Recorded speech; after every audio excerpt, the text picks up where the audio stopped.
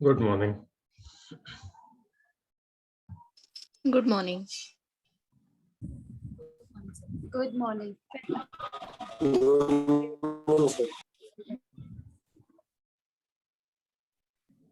Good morning, everyone.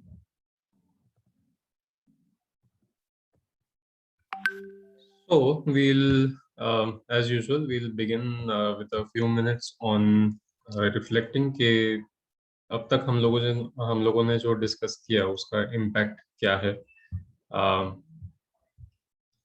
or rather any questions or points that you may have related to what we have discussed. तो आपको कुछ भी अब तक के discussions में, if you have any questions, if you have anything to add, if you have anything to any doubts or any experiences, so we can begin with that and then move on to the next topic, that is the dropouts part.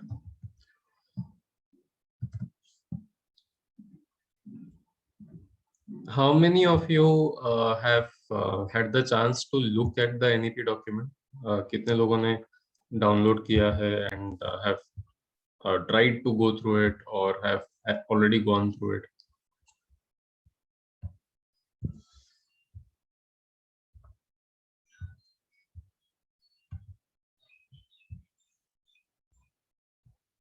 Okay.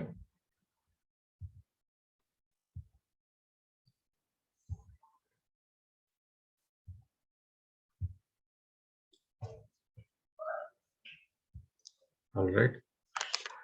So as we have been mentioning since the last few times, तो ये जो document है, ये अब because of the number of changes and because of the amplitude, the size or the impact of these changes, ये अब बहुत जरूरी हो जाएगा कि इसके बारे में सिर्फ टीचर्स या सिर्फ स्कूल ओनर्स या सिर्फ एजुकेशन ऑफिसर्स को अवेयर रहने से ज्यादा पेरेंट्स को भी अवेयर रहना बहुत जरूरी है. So it is necessary to spread the awareness regarding this. NEP में भी काफी जगह मेंशन किया है कि the schools need to pick up an active role in trying to make the parents aware of these changes. So we have already discussed the early childhood part of it, and we have discussed the foundational literacy part of it. The next part is about dropouts. तो हम लोग पिछली बार थोड़ा सा discuss कर रहे थे कि dropouts क्यों होते हैं. So can we add to that if we can have a few examples के हम लोग के स्कूलिंग सिस्टम में, हम लोग के समाज में स्कूल ड्रॉपआउट्स क्यों होते हैं?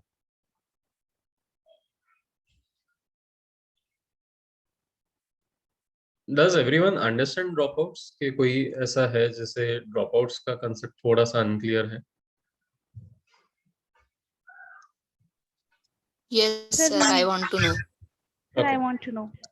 All right.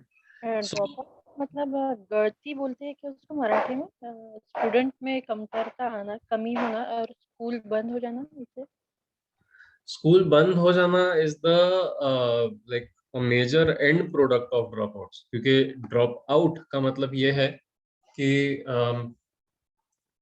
हम लोग कहाँ यूज करते हैं, फिजिक्स के पॉइंट ऑफ व्यू से या ऐसे अंडरस्टैंडिंग के पॉइंट ऑफ व्यू से अगर हम लोग देखें उसे.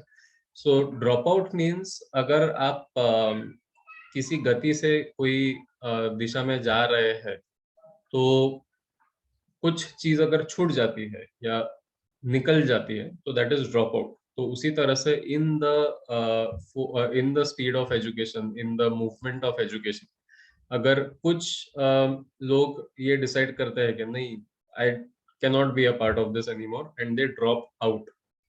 सो मतलब वो स्कूलिंग सिस्टम से बाहर निकल जाता है, स्कूलिंग से बाहर निकल जाता है, मतलब वो they would enter the realm, the zone of something called home schooling.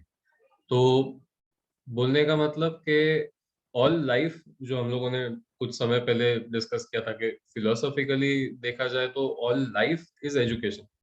मतलब आप जब तक जिंदा है तब तक सीख रहे हैं, जब तक सीख रहे हैं तब तक जिंदा है, बिकॉज आपके एक्सपीरियंसेस कुछ चीजें ऐड होते जाती है। तो स्कूलिंग एजुकेशन आपका हो रहा है, सिर्फ स्कूल में नहीं हो रहा है।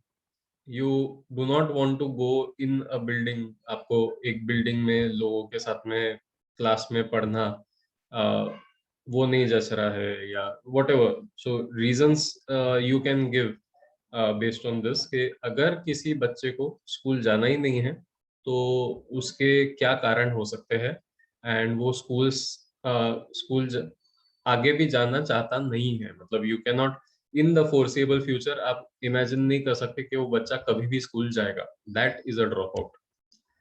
सो या can we have some examples कि ऐसा क्यों होता होगा?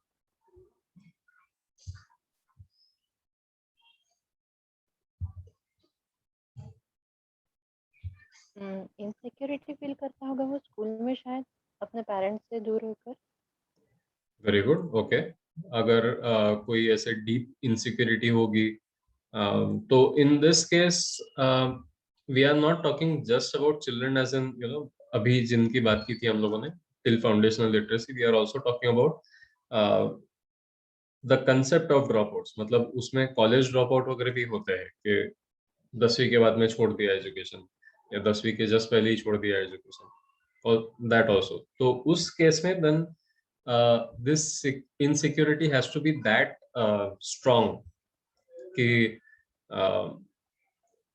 घर पर क्या हो रहा है या मेरे पेरेंट्स के साथ में क्या हो रहा है वो मैं आई can not concentrate on studies and worry about that together. इसलिए मैंने स्कूल से निकल चुका हूँ मैं, एंड मैं घर पर ही बैठा हूँ। What is Sir, economical condition.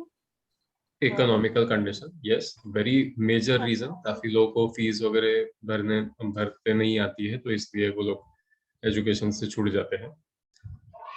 More important than that is economical conditions का ये पहलू, ये facet, where the child feels के अगर मैं स्कूल में समय डाल रहा हूँ तो वो मेरा समय बर्बाद हो रहा है, क्योंकि वो मैं समय कमाने में लगा सकता हूँ और घर में खाना आ जाएगा, घर में लोग जिंदा रहेंगे। उतनी अगर इकोनॉमिकल कंडीशंस खराब है तो that is also there. Yes Bhuvaneshwari. Sir, there was a student in my class. हमने मतलब साथ में एडमिशन ली थी. So we all passed the first year and we went to the second year, but he couldn't get even half of the subjects passed. So he was there in the first year. So he even tried to do it and we went to the third year, but sir eventually he dropped out. Semesters नहीं निकले sir. So Then he joined law college. yeah, so this is a plague, this is a new plague कि हम लोग अपने बच्चों पे ये target डाल देते हैं कि आपको इंजीनियरिंग ही करना है, आपको मेडिकल ही करना है। ये इफ द बॉय और गर्ल इज इमोशनली स्ट्रांग, अगर वो बॉय गर्ल ट्रांसजेंडर, अभी तो now everything has come up, so if the person is emotionally strong, तो उसे किसी समय में ये समझ में आ जाएगा कि बहुत हो गया, I it this is futile, this is useless, मैं I am breaking my head on something that is absolutely not going to give me answers. मैं फिजूल में मेहनत कर रहा हूँ उस चीज के पीछे जहां पर कोई उसका फायदा ही नहीं है। तो then that person will realize I need to do something else, and that person will actually take the steps to do something else, uh, in spite of the anger of the family, in spite of the all uske jo consequences hai. That is if the person is emotionally strong. If the person is not emotionally strong, so that person will continue in that field, जितने साल fail हो सकता है उतने साल fail होगा, वहीं पे लटका रहेगा। इनसिक्योरिटी उल्टी डेवलप हो जाएगी कि ये देखा है, व्हाट इज दैट मूवी, रंग दे बसंती में जो आमिर खान है, how many of you remember that character? Yes. हाँ सर। तो वो सिर्फ वो कॉलेज के विसिनिटी में रहता है बिकॉज उसे वो इनसिक्योरिटी रहती है कि वो वहां के वातावरण के बाहर कुछ झेल नहीं पाएगा। तो that is emotional, I won't say weakness, but then strength नहीं है, स्ट्रेंथ डेवलप नहीं हुई है। दी अदर इज जिसे हम लोग इमोशनल वीकनेस की तरह देख सकते हैं, but it is not. I will explain why. So the other example that people usually take of emotional weakness is people committing suicide. तो जब खुद की ही जान दे देते हैं, तो हम लोग काफी बार उसे इमोशनल वीकनेस की तरह मानते हैं, बट इट इज नॉट। आप थोड़ा सा इस तरह से सोचिए कि उस उम्र तक अगर कोई जिंदा है तो उसके पास में उतने सालों का, उतने एनवायरमेंट्स का, उतने वातावरण का, सबका अनुभव है उतने समय तक, कॉलेज लेवल तक, यूनिवर्सिटी लेवल तक, व्हाटएवर। उतने एक्सपीरियंसेस होने के बाद एंड उतने एक्सपीरियंसेस होने का कारण ये है अब तक कि उसे कहीं ना कहीं हरदम ऐसे लगता है कि मेरी परिवार में जरूरत है, या कहीं कहीं ऐसा लगता है कि मुझे परिवार को कुछ वापस देने की जरूरत है, यू नो, ऑब्लिगेशन, या फिर ऐसे लगता है कि उसकी रिस्पॉन्सिबिलिटी है। तो ये सब चीजों को बहुत अलग तरह से सोचना, and then coming to this point where you think के maybe the family would be better off without me, it takes a lot of courage and it takes a lot of thought, internal thought. तो ये बोलना बहुत ही गलत होगा, and it is an absolute step of misunderstanding. क्या अगर हम लोग ये मन में विचार रखते हैं कि the people who commit suicide are emotionally weak या नॉट दैट मैच्योर और व्हाटएवर, क्योंकि कहीं ना कहीं वो स्टेप बहुत सोच समझ के लिया गया है। So that is a different category, but ultimately यही है कि all these are ways of dropping out. You have emotional problems, you have economic problems, you have adjustment problems. Adjustment मतलब जो intellectual problems होते हैं, जैसे जिस टॉपिक पे हम लोग बात कर रहे थे अभी के, मेरा इंक्लिनेशन इंजीनियरिंग की तरफ है, मेरा इंक्लिनेशन मैथमेटिक्स की तरफ है, मगर मुझे मेडिकल में डाला जा रहा है, या फिर द अदर वे राउंड कि मेरा मेरा आर्ट की तरफ इंटरेस्ट है एंड मुझे मेडिकल में डाला जा रहा है, something like that. So breaking out of that cycle is dropping out. School में भी अगर मुझे कहीं ऐसे महसूस होता है कि ये जेल की तरह वातावरण है, मुझे एक क्लास में बैठे रहना पड़ता है घंटों तक, और बस सब लोगों को एक ही दिशा में देखना पड़ रहा है, so this is like a prison. Alright, any other reasons? Yes, Divya ma'am first and then Bharat sir. yes. काफी लोग ये भी सोचते हैं कि ना हम सिर्फ थ्योरेटिकल नॉलेज ही मिलेगा, सो अगर हम जॉब करेंगे तो हमें काफी कुछ प्रैक्टिकली सीखने के लिए मिलता है। सो इन सम केसेस जो लर्निंग सिस्टम होता है, बच्चों का लर्निंग सिस्टम होता है, यूथ का, वो कुछ अलग होता है then the one that is being given in schools.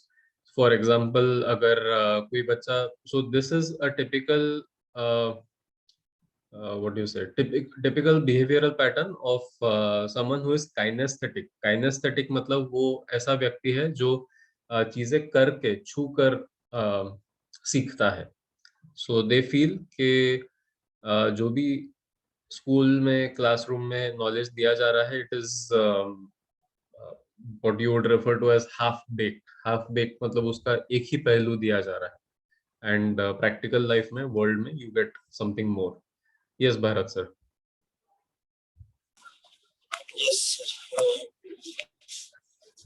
बहुत बार होता है कि पेरेंट्स का कोई बिजनेस होता है और वो उसको बोलते हैं कि तू पढ़ाई कर ले, और फिर उसका मन भी उठ जाता है उससे, और वो भी फिर बिजनेस की तरफ झुका होता है उसका, फिर वो छोड़ देता है बीच में पढ़ाई.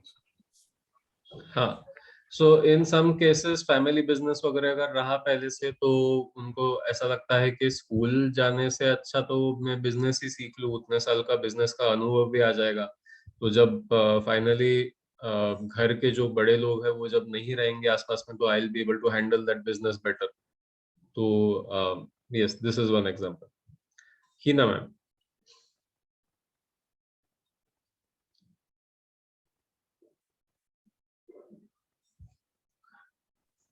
Yes, sir. You have a point.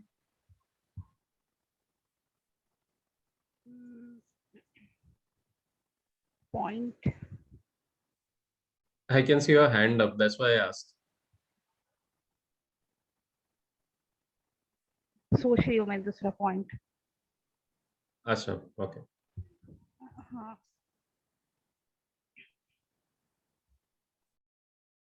All right, till then anyone else has any other points? क्यों ड्रॉप आउट करते हैं लोग स्कूल कॉलेज से? उनका उनका गोल शायद कोई दूसरा रहता होगा, किसी और चीज में उनको करियर बनाना रहता है. Yes, very important to understand this. कुछ लोग ऐसे रहते हैं जिनकी इंटेलेक्चुअल एंड इमोशनल मैच्योरिटी हम लोग समझ भी नहीं पा सकते, मतलब we can not even understand. And ऐसे लोग ज्यादा बढ़ रहे हैं अभी दुनिया में. उनको by the age of 8-10, by the age of से 13-14, कभी भी, मतलब स्कूल खत्म होने के भी पहले, 10th स्टैंडर्ड के भी पहले, उन्हें एकदम क्लियर हो जाता है what they want to do. Every fiber of their being, एक एक उनके शरीर का जो सेल है वो उनको एक मैसेज भेजता है कि आपको ये करना है लाइफ में. They are that certain of what they want to do. तो जब सामने की राह इतनी क्लियर है, तो then why will someone try to pursue it through somebody else, किसी और सिस्टम के थ्रू, किसी और तरीके से क्यों वो चीज करना चाहेंगे जब रास्ता इतना क्लियर है? So yes, there are a few people like that who drop out because of that. Any other reason? Sir मैं ये कहना चाहूंगी, Yeah. इस फील्ड में उनको इंटरेस्ट होता है, हो सकता वो फील्ड में वो मतलब मेरे कहने का मतलब ये है कि जिस फील्ड में वो जाना चाहते हैं वो फील्ड उनको बराबर से वो मिलती नहीं है, तो इसलिए शायद वो ड्रॉप आउट कर लेते हैं. So in some cases, क्योंकि हम लोग का सोशल प्रेशर होता है, तो हम लोग को अगर कोई फील्ड नहीं पसंद आई है, फिर भी हम लोग ले लेते हैं फॉर द टाइम भी, कि I will keep trying for art, I will keep trying for any other course, may be law और व्हाटएवर. एंड मुझे वो जब तक के स्ट्रीम और वो इंस्टीट्यूट नहीं मिल जाता, मैं तब तक के वो उसके एग्जाम देते रहूंगा या देते रहूंगी. तो उसके वजह से टेम्पररीली हम लोग कोई और कॉलेज में रहते हैं, कोई और इंस्टीट्यूट में रहते हैं, and then we try to go to the other one.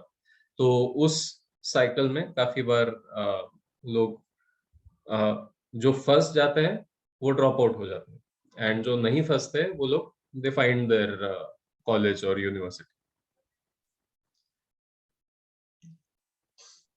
Yes. Sir, addiction can also be one reason behind dropout. जैसे अभी इस्लाम एरिया में कोई स्कूल है और वहाँ पर अगर कोई बच्चे जो एडिक्शन कर रहे हैं, ड्रग्स ले रहे हैं, तो वो ऐसे स्टेट पर पहुंच जाते हैं कि वो स्कूल अटेंड ही नहीं कर पाएंगे आगे, बहुत ही एडिक्ट हो जाते हैं। फिर उनको रिहेबिलिटेशन सेंटर, ये सारी चीजें जरूरत होती है, फिर जाके कहीं फिर उनका मन भी उठ जाता है स्कूल से, ये भी हो सकता है। Yes, so these are again issues related to mental health, addiction and rehabilitation.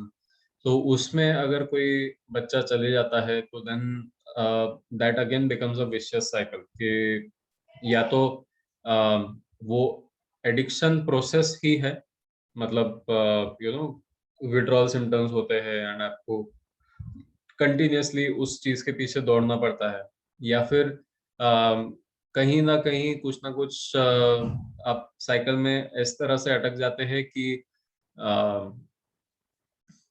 You are stuck with some person who peddles drugs मतलब जो ड्रग डीलिंग का बिजनेस रहता है, वो जो ड्रग्स डील करता है बेसिकली। सो ड्रग डीलर्स के साथ में अगर फंस गए तो then they get into criminal activities.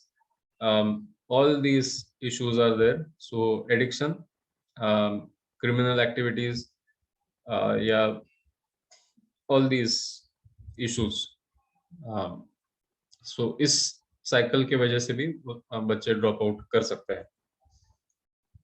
so that also brings us to criminal activities. Sir एक रीजन है, मैं एग्जांपल दूंगा शकुंतला देवी जी का, जो सुपर टैलेंटेड थे, लेकिन जब वो मैथ्स के सॉल्व करते थे पेपर्स स्कूल्स में, तो उनको कोई मार्क्स नहीं दिया था क्योंकि मेथड वगैरह कुछ नहीं रहती थी और उनका अलग ही तरीका था। तो फिर उन्होंने स्कूल छोड़ दी शकुंतला देवी जी ने। और लेकिन भारत सर, आपकी आवाज बहुत अनक्लियर है।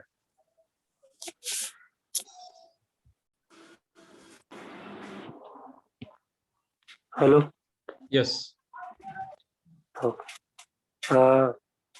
जैसा कुछ लोगों में एक सुपर टैलेंट होता है या फिर सुपर वो इंटेलेक्चुअल होते हैं, जैसा एग्जांपल मैं दूंगा शकुंतला देवी जी का। जब वो स्कूल में थे तो उनके जो मैथमेटिक्स टेक्निक थे, मेथड्स थे, उनके टीचर्स एक्सेप्ट नहीं करते थे और फिर रिजल्ट ऐसा आता था कि वो हर बार फेल हो जाते थे एग्जाम में। और उसके बाद उन्होंने जो किया विदाउट स्कूल गोइंग, वो सबके सामने आज।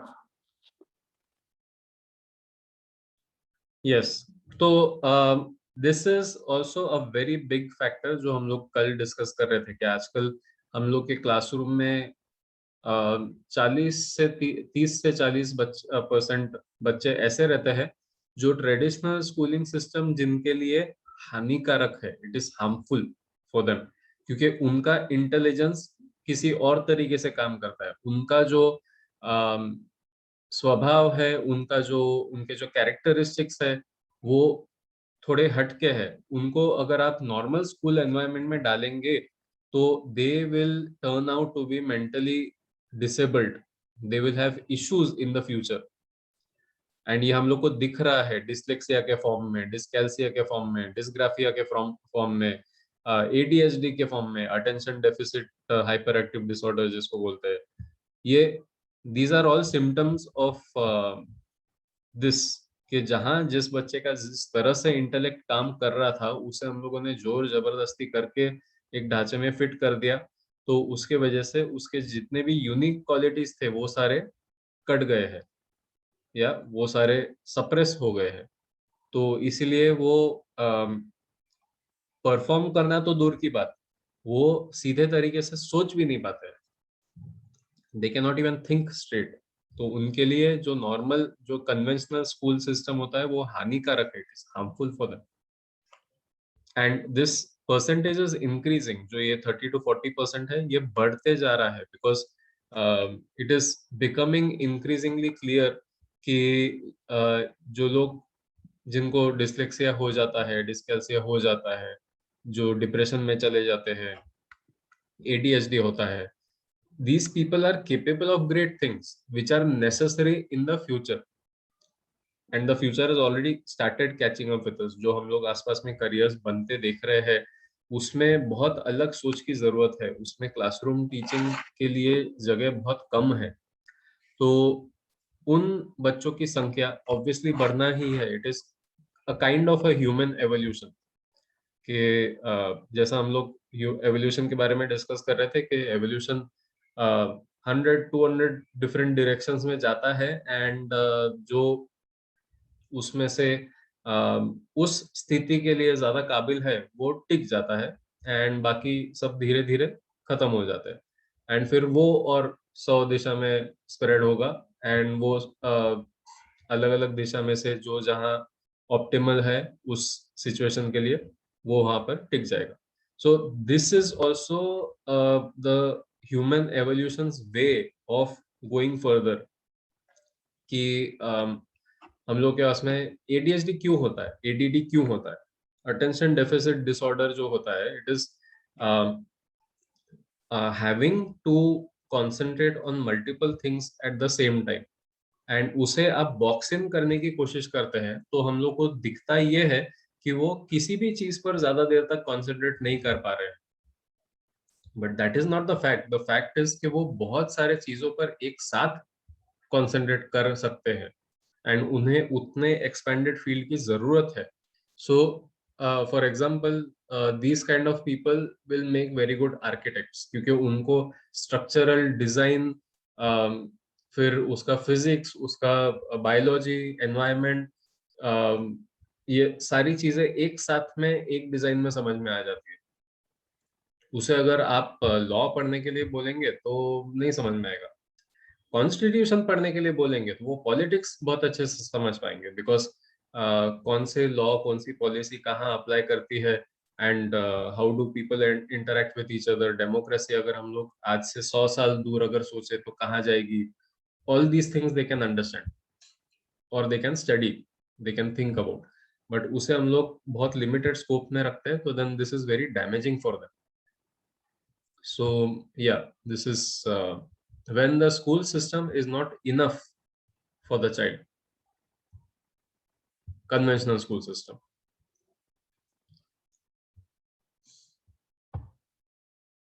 Okay, so I think we have spent quite a bit of time discussing this. Now I'll also throw in some more aspects. Let's think of tribals. Let's think of Banjaras जिसे बोलते हैं, nomads. इनके क्या challenges रहेंगे and इनके यहाँ drop outs रहेंगे नहीं रहेंगे, क्यों रहेंगे क्यों नहीं रहेंगे? सर नोमैड्स में तो सबसे ज्यादा रहेंगे हम्म. कि नोमैड्स का ठिकाना नहीं होता पे स्कूल उनकी हमेशा अगर बदलती रहेगी तो प्रॉब्लम्स आएगी. ओके. और उनमें इतना अवेयर कि एजुकेशन करना ही चाहिए. उनको तो बस वही उनका ट्रेडिशनल काम करना है, ऐसी मेंटेलिटी उनकी होती है. Okay, Nilesh sir. जैसे भरत सर ने अभी कहा कि जो ट्राइबल एरिया है कई जगह ऐसा है कि जो अमरावती की अगर बात करेंगे, अमरावती में भी 30-35 किलोमीटर दूर से भी लोग यहाँ पर पढ़ने के लिए आते हैं, कुछ स्टूडेंट्स हैं. और मेन प्रॉब्लम तो कि पेरेंट्स का अवेयरनेस के बारे में तो नहीं कहेंगे क्योंकि वे अवेयर है इसीलिए वो भेज रहे यहाँ पर, या कोई जबरदस्ती ला रहा है जो भी होगा. लेकिन वे एक लिमिटेड कक्षा तक ही बच्चों को पढ़ाते हैं, उसके बाद ये पढ़ाई हमारे काम की नहीं है, हम लोग नहीं कर पाएंगे, इस तरह की उनकी सोच ये होती है. बस थोड़ा पढ़ लिख ले, क्योंकि वो सोचते हैं कि हमारे जो बच्चे हैं जो boys, they are the future bread winners for them. तो वे इस तरह से उनको सोचते, तो कम से कम लिखना पढ़ना थोड़ा उतना व्यवहार के लिए, जैसे कि खास तौर पर अभी जैसे मेरे स्कूल की अगर मैं बात करूँ तो गौड़ी समाज के लोग जो भारवाड़ है वे अभी आते हैं हमारे स्कूल में पढ़ने के लिए. तो बस हिसाब किताब के लिए जितना पढ़ना है उतना वो पढ़ते गए. गर्ल्स को तो 6वीं-7वीं तक पढ़ाएंगे, उसके बाद उन लोगों को वो पढ़ाएंगे नहीं, वो छोड़ देंगे. उनके कारण है कि एक जगह वो रुकते नहीं है. अगर उनको ढूंढने के लिए मैं तो 3-4-5 साल पहले एग्जाम को उनको लाना था, एग्जाम नहीं दे रहे थे बच्चे, तो मैं 30-35 किलोमीटर जंगल में घुमा उनके लिए कि ताकि वो कम से कम एग्जाम के लिए वो आ सके. और एक जगह रुकते नहीं. अगर वो 10 स्टूडेंट है तो 10 स्टूडेंट की जो है ना वो अलग अलग जगह रहते. कुछ लोग इस खेत में रहेंगे, कुछ लोग उस गाँव के उस खेत में रहेंगे. तो उनको ट्रैवलिंग का जो इशू है वो एक बहुत बड़ा इशू है. गवर्नमेंट ने इसके लिए तो एक कुछ ऐसी पॉलिसी बनानी चाहिए कि जो बच्चे के जो जहाँ रहते हैं उसी एरिया में जो स्कूल है कहीं पर भी वो पढ़ाई कर सकेंगे, इस तरह की अगर व्यवस्था कर दी जाए तो शायद हो सकता है कि वे पढ़ ले। अभी वो इस वक्त अभी कुछ दिनों के लिए चांदूर बाजार के पास रहते तो कुछ दिनों के लिए चांदूर रेलवे के पास चले जाते हैं, तो और जो स्कूल में एडमिशन ली मान लो अब चांदूर बाजार में या फिर कौन किसी और एरिया में, तो उनको 2-3 महीने जब वहाँ का जो अनाज है, जो चारा है, जो खेती उनके काम है वो खत्म करके वो किसी और जगह पर चले जाते हैं। जैसे वो माइग्रेट होते तो फिर स्कूल में वो नहीं जा पाते।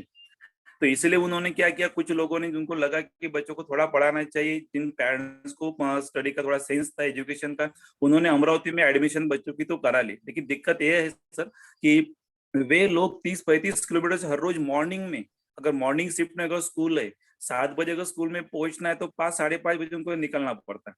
रात को जब दिन भर स्कूल से घर वापस जाते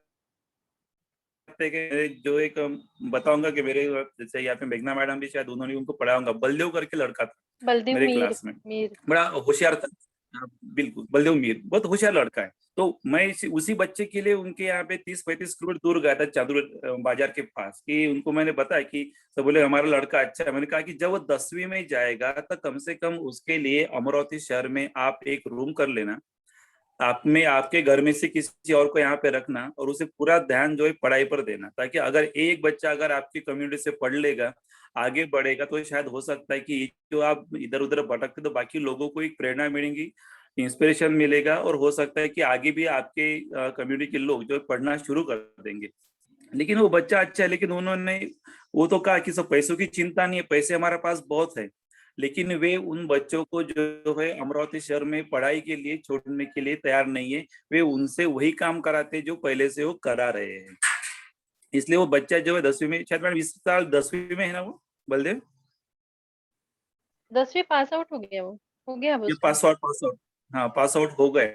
लेकिन उनके पेरेंट्स ने उसे यहाँ पे रखा नहीं अमरावती में, वो तो उनको उधर से ही पढ़ाते थे। हाँ, हमारे स्कूल के टीचर्स ने कई बार प्रयत्न किए, प्रयास किए, उनके यहाँ पर भी गए जब वो पूरा यहाँ तक थे अमरा बडनेरा के पास थोड़ा उधर, तो वहाँ पे टीचर्स भी गए, उनसे मिले, उनके पेरेंट्स से मिले, उनको जो फैसिलिटीज देनी चाहिए वो सब ने उनको प्रोवाइड किया। लेकिन जब तक पेरेंट्स की उन लोगों की मानसिकता बदलते नहीं शिक्षण के प्रति, तब तक ये पॉसिबल नहीं होता। उनका ड्रॉप आउट का प्रमाण यही है कि वो 8वीं-9वीं तक पढ़ेंगे, उसके बाद ड्रॉप आउट हो जाएंगे। अभी पता नहीं कि बलदेव 10वीं के बाद पढ़ेगा या नहीं पढ़ेगा, लेकिन मुझे लगता है कि उसे पढ़ना चाहिए क्योंकि वो होशियार लड़का है।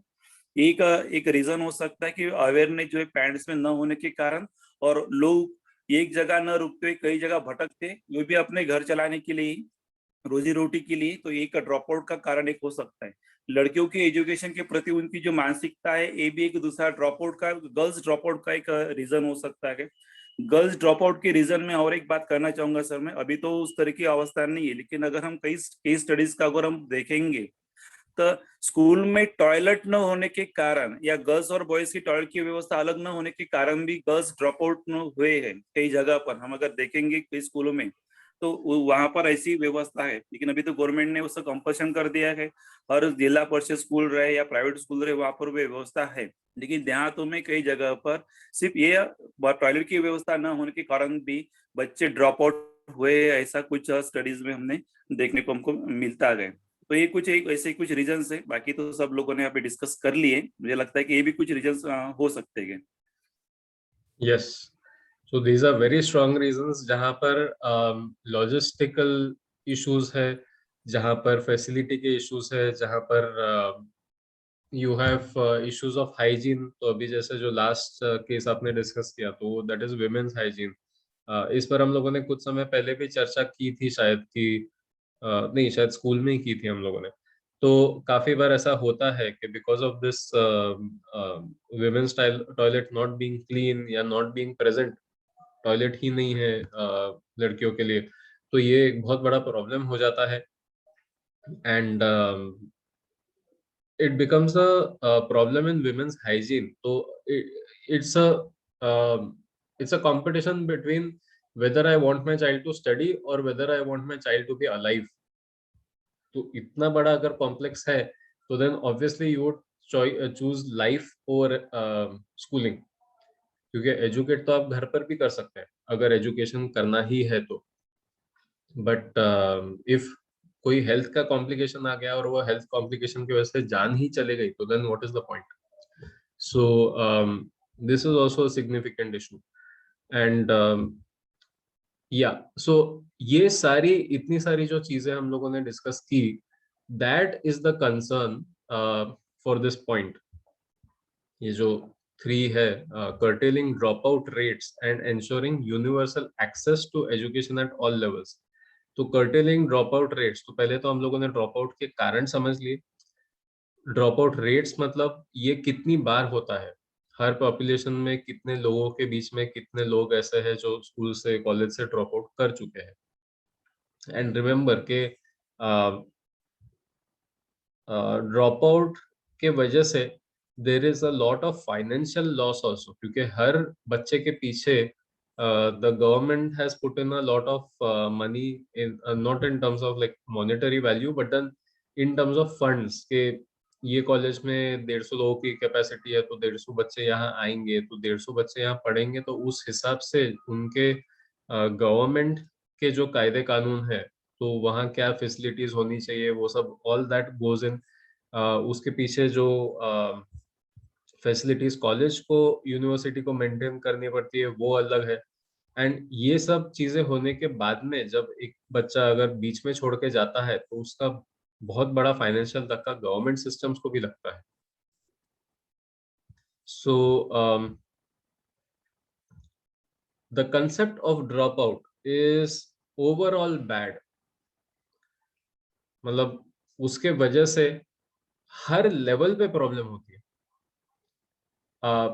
Sometimes it benefits the student, sometimes it will benefit the parents of the student, but ultimately it is always a short term solution in any case। ये सारे जो केसेस हम लोगों ने डिस्कस किए, हर इसमें ये शॉर्ट टर्म सॉल्यूशन ही है, बिकॉज वी आर नॉट, जब हम लोग स्कूल्स के बारे में डिस्कस करते हैं, जब हम लोग एजुकेशन के बारे में डिस्कस करते हैं, तो we are not talking about a school, we are not talking about an education system, we are talking about education as an extension of humanity. इंसानियत का एक्सटेंशन है एजुकेशन, और उसके बारे में हम लोग बात कर रहे हैं, उसके बारे में हम लोग चर्चा कर रहे हैं। सो अगर हम लोग इतने लार्ज पर्सपेक्टिव से अगर ये सिस्टम देखे, ये कंसेप्ट देखे, ये सिचुएशन अगर समझने की कोशिश करें, तो every drop out is basically a person, sorry, a system that has failed the child and a child that has failed the system, and this going on for generations is what is crippling the system। तो अगर किसी बच्चे ने ये decide किया कि मुझे इतने दूर नहीं जाना है एजुकेशन के लिए, तो वो बड़ा होके क्या उसने ऐसा कुछ किया कि उसके शहर में, उसके गांव में एक स्कूल बन सके? बड़े होके उसने कुछ ऐसा किया क्या?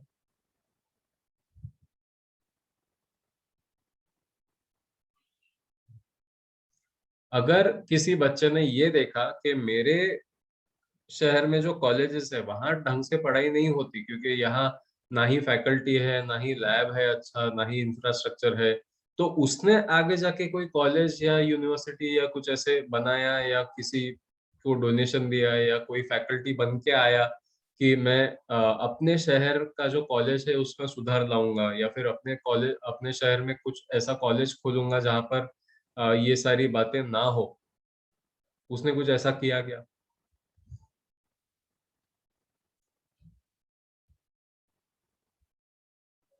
So these are very big questions and this is a very big problem कि हम लोग उस प्रॉब्लम से सरकना चाहते हैं because it is self preservation, but उस प्रॉब्लम से निकलने के बाद में, ठीक है ना, if you cannot deal with the system, get out of the system, fine, not a problem, but then are you, after becoming someone or something, after gaining some kind of an influence, are you coming back and changing that system?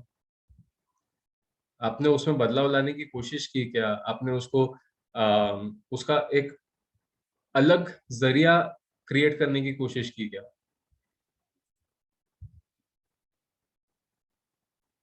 So this is why dropouts are overall bad. No matter what kind of dropout is there, it reflects badly on the educational system. It reflects badly on the family. It reflects very badly on humanity. इंसानियत के ऊपर ये बहुत बड़ा काला धब्बा है अगर हम लोग ड्रॉपआउट्स की बात कर रहे हैं तो. सो इसीलिए it is very necessary to curtail dropouts. Curtail मतलब उसे कंट्रोल करना, उसे कम करना. तो उसके पीछे का जो एक सॉल्यूशन है that is to provide universal access to education at all levels. के जिस तरह का जैसा एजुकेशन जिस बच्चे को चाहिए वो एजुकेशन हर किसी को हर लेवल पे अवेलेबल रहना चाहिए. तो this is the aim of all this. Obviously कुछ चीजें ऐसी है जो स्टेप बाय स्टेप हम लोग को लेनी पड़ेगी, कुछ चीजें ऐसी है जो which we can run through.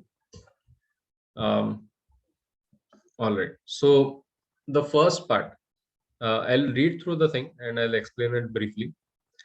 One of the primary goals of the schooling system must be to ensure that children are enrolled in and are attending school.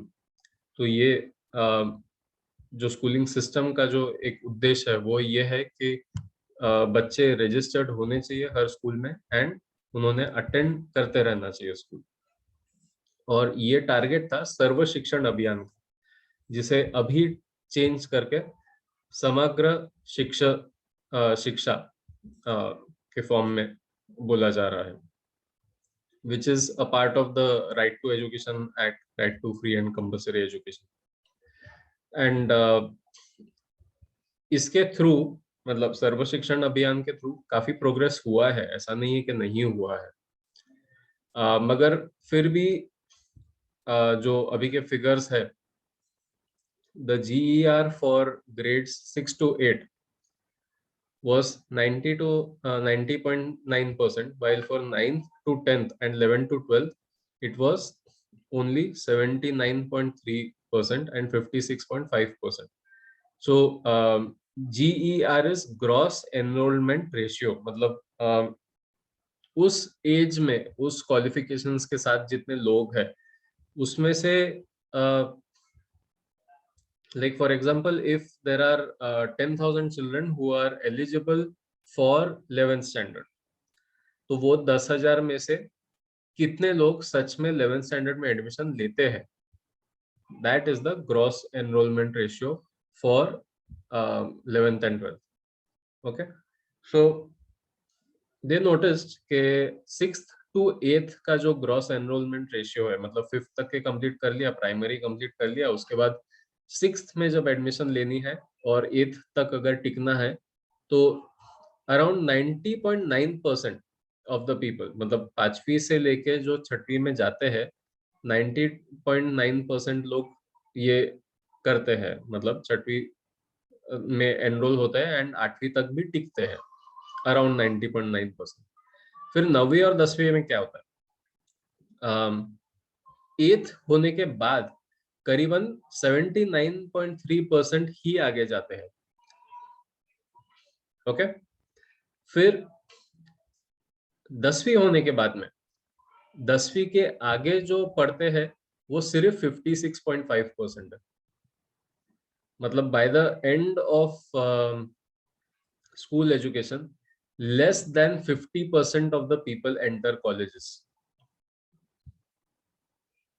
So this is the problem. So as per the 75th round household survey by NSSO in 2017-18, the number of out of school children in the age group of 6 to 17 years is 3.22 crores. जो 2017-18 का जो सर्वे हुआ था उसमें जो 6 से 17 साल की उम्र के जो बच्चे हैं जो आउट ऑफ स्कूल है, आउट ऑफ स्कूल मतलब वो कोई स्कूल अटेंड नहीं कर रहे हैं. हम लोगों ने ये एक ऑप्शन देखा था कि कुछ बच्चे ऐसे हैं जो कॉलेज चेंज कर देते हैं बिकॉज उनको स्ट्रीम समझ में आ जाती है कि ये मेरी गलत स्ट्रीम है, मुझे दूसरे स्ट्रीम में जाना है। But we are talking about out of school students, मतलब वो स्कूलिंग सिस्टम से बाहर निकल गए हैं एंड वो वापस स्कूलिंग सिस्टम में ज्वाइन करने भी नहीं वाले हैं। सो ऐसे जो युवक है, ऐसे जो यूथ है, दे आर 3.22 crores इन 2017-18। अभी तो डेफिनेटली उससे ज्यादा ही है।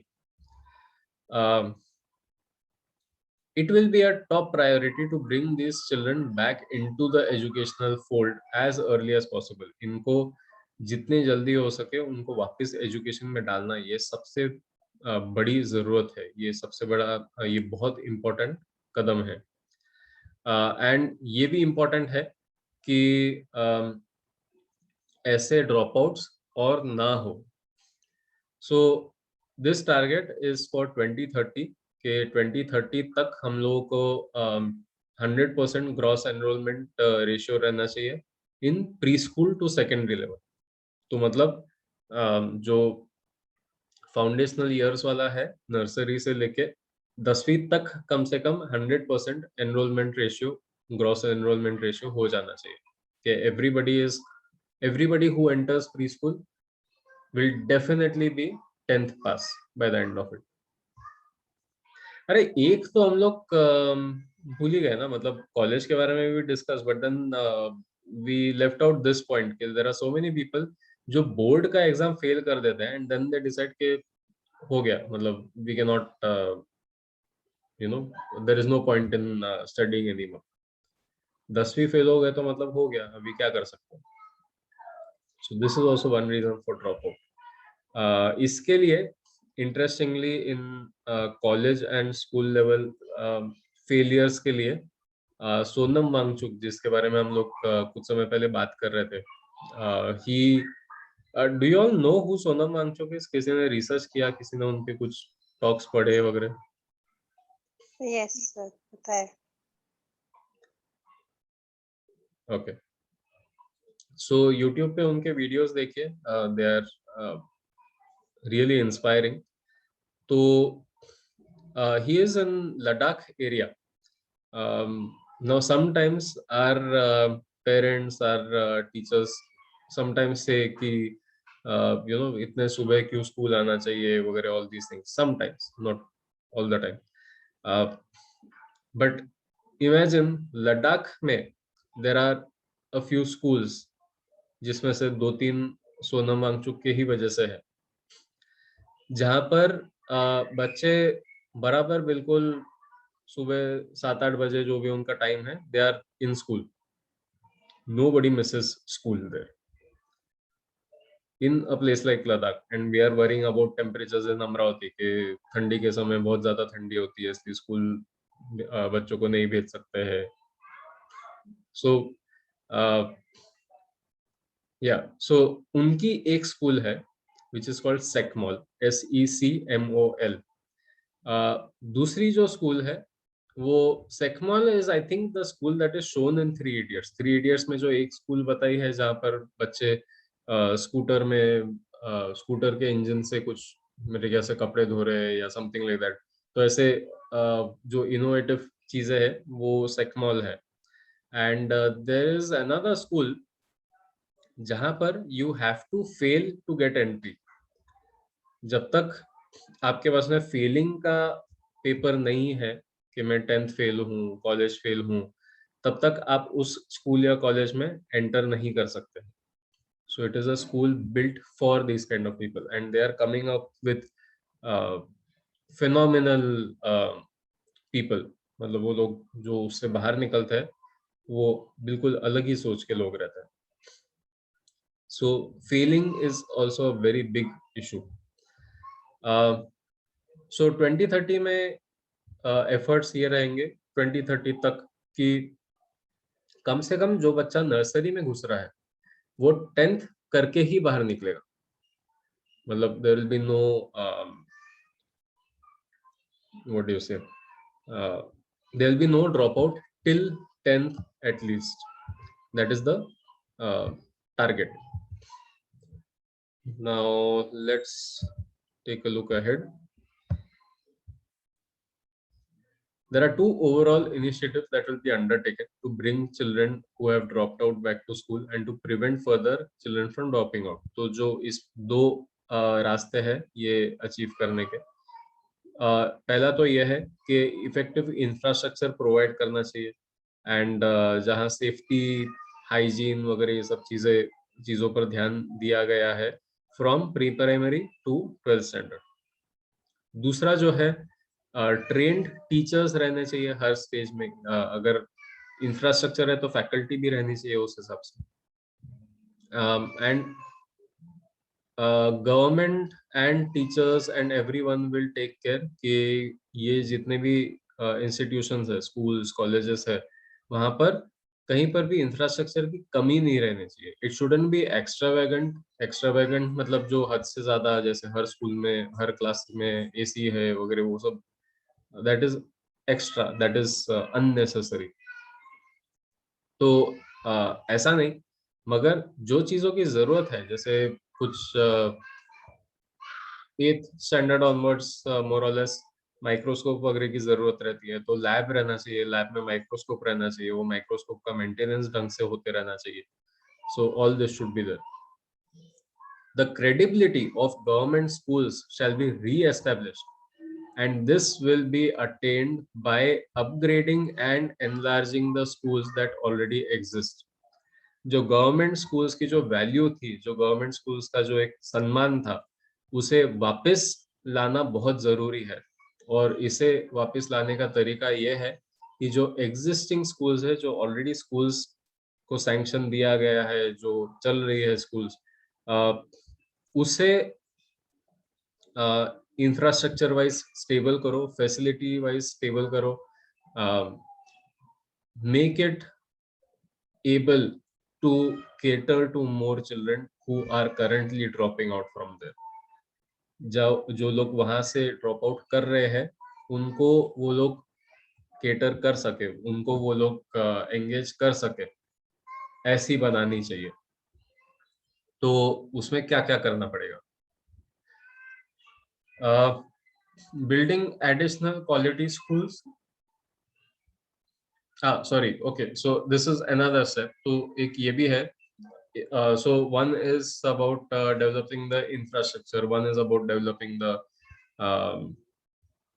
faculty, and साथ ही में वहाँ पर कन्वेयंस का पार्ट, जहाँ पर ट्रांसपोर्ट नहीं है तो वहाँ ट्रांसपोर्ट की अवेलेबिलिटी करवाना। सो अगर कोई ऐसी स्कूल है जो किसी गांव से करीबन 10 किलोमीटर है, तो 10 kilometre is actually not that big a distance, but वो 10 किलोमीटर में एक बस की सर्विस मिल जाए तो कहीं ज्यादा लोग उस स्कूल को कंटिन्यू करेंगे। Because if you see in big cities nowadays like Bangalore and all, so people will take that effort to send their children to school, but that is practical if you have a bus. अगर हर कोई गाड़ी लेके निकलेगा तो it is impossible. कुछ लोग ऐसे भी रहते हैं, काफी लोग ऐसे भी रहते हैं जिनके पास में गाड़ी नहीं रहती है, तो 10 किलोमीटर रोज चल के जाना is impractical.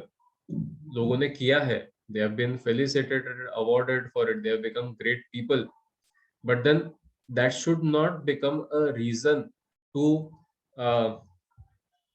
sort out the great and the not so great people. क्योंकि आप ऐसा समझिए इन द फ्यूचर कि अगर इतना बड़ा चैलेंज अगर है बच्चे के सामने और वो चैलेंज ओवरकम करता है, and yes that child becomes great, and but what about the others?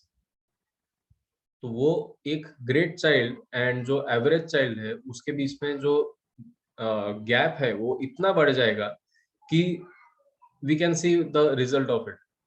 The people who lead the country and the people who are following, उनके इंटेलेक्ट के बीच में इतना ज्यादा डिफरेंस है कि it is very difficult to move ahead. जब तक लीडर सब कुछ कर रहा है तब तक के ठीक है, and जब नहीं कर रहा है तो then the society goes to hell if there is no leader. So this should not happen and this gap should close. तो that is why the accessibility should increase. तो कन्वेंस के थ्रू, हॉस्टल्स के through, ये सारी चीजें रहनी चाहिए।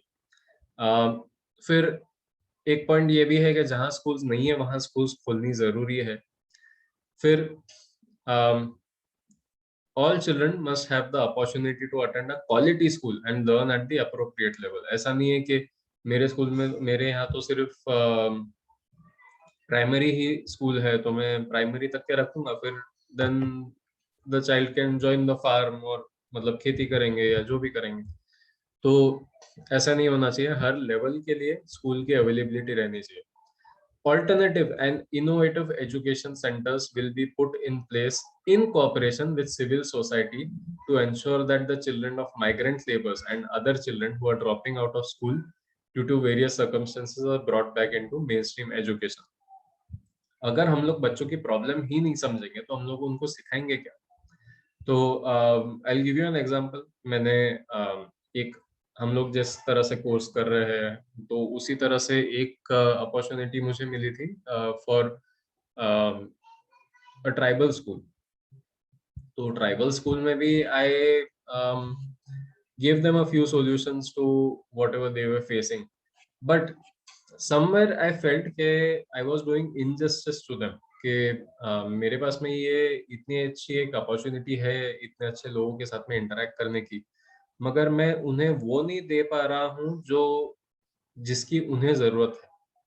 सो I took one of the teachers aside and I asked him कि what is the situation here exactly, आपको किस तरह के बच्चे आते हैं एंड क्या चल रहा है, मतलब किस आधार पर, किस सोच पर ये स्कूल बनी है एंड सो ऑन।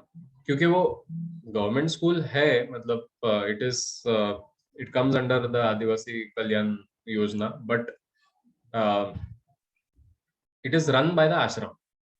तो मैंने उनको जब ये पूछा तो उन्होंने बोला कि सर आपने जो सॉल्यूशंस दिए वो बहुत अच्छे हैं, मगर वहां तक पहुंचने के लिए यहाँ के कुछ बहुत ही बेसिक प्रॉब्लम्स एड्रेस करना बहुत जरूरी है। Since 3 years or 4 years I think, और आई थिंक 6 years उनको प्रॉमिस किया गया था कि वहां जो स्टूडेंट्स आएंगे, it is suppose to be a residential school, residential English school for adivasi, specifically for adivasi. तो I spoke to them about the importance of adivasi culture and why is it important to preserve it in schools. कि हम लोग कुछ भी सिखाए school में, मगर ये हरदम ध्यान रखना चाहिए कि वो लोग कहाँ से आ रहे हैं, तो उनका कल्चर, उनके ट्रेडिशंस वगैरह सब जागरूक रहने चाहिए। मगर he showed me a different side of the problem. He said के जब बच्चे यहाँ पर आते हैं तो एक तो 6 साल से हॉस्टल बनेगा ऐसा सुन रहे हैं हम लोग, मगर आज तक वो हॉस्टल की एक ईंट भी नहीं लगी है। ये स्कूल की ही बिल्डिंग बनने को तो इतने साल लग गए। तो what is happening is the children live in the classroom। जो क्लासरूम्स है उसी में उनके बेड्स वगैरह, वो ट्रंक्स रहता है ना, टिन टप्पर के जो वो बॉक्सेस रहते हैं, तो वो ट्रंक्स वगैरह सब वहीं पर है उसी कमरे में। And so their routine becomes like this के रात को वो गद्दी बिछा के सो जाते हैं वहां पर, और सुबह वो गद्दी रोल करके बाजू में रख देते हैं, कपड़े बदलते हैं, वहीं पे नहा लेते हैं एंड स्कूल के जो टॉयलेट बाथरूम है उसमें, एंड फिर जहाँ पे वो लोग कुछ ही घंटे पहले सो रहे थे उसी रूम में बैठ के फिर पढ़ाई शुरू कर देते। So you can imagine the kind of lifestyle that they are undergoing now. he showed me where the problem starts। तो जब बच्चे उनके पास में पहली बार आते हैं तो उनके पास में उनके जो लाइफस्टाइल है, लाइफस्टाइल में बेड का कंसेप्ट है ही नहीं। दे डोंट अंडरस्टैंड कि ये जो गद्दी है या जो भी एक ये सॉफ्ट चीज है मेरे सामने, ये क्यों है, इसका क्या फंक्शन है, क्या रोल है।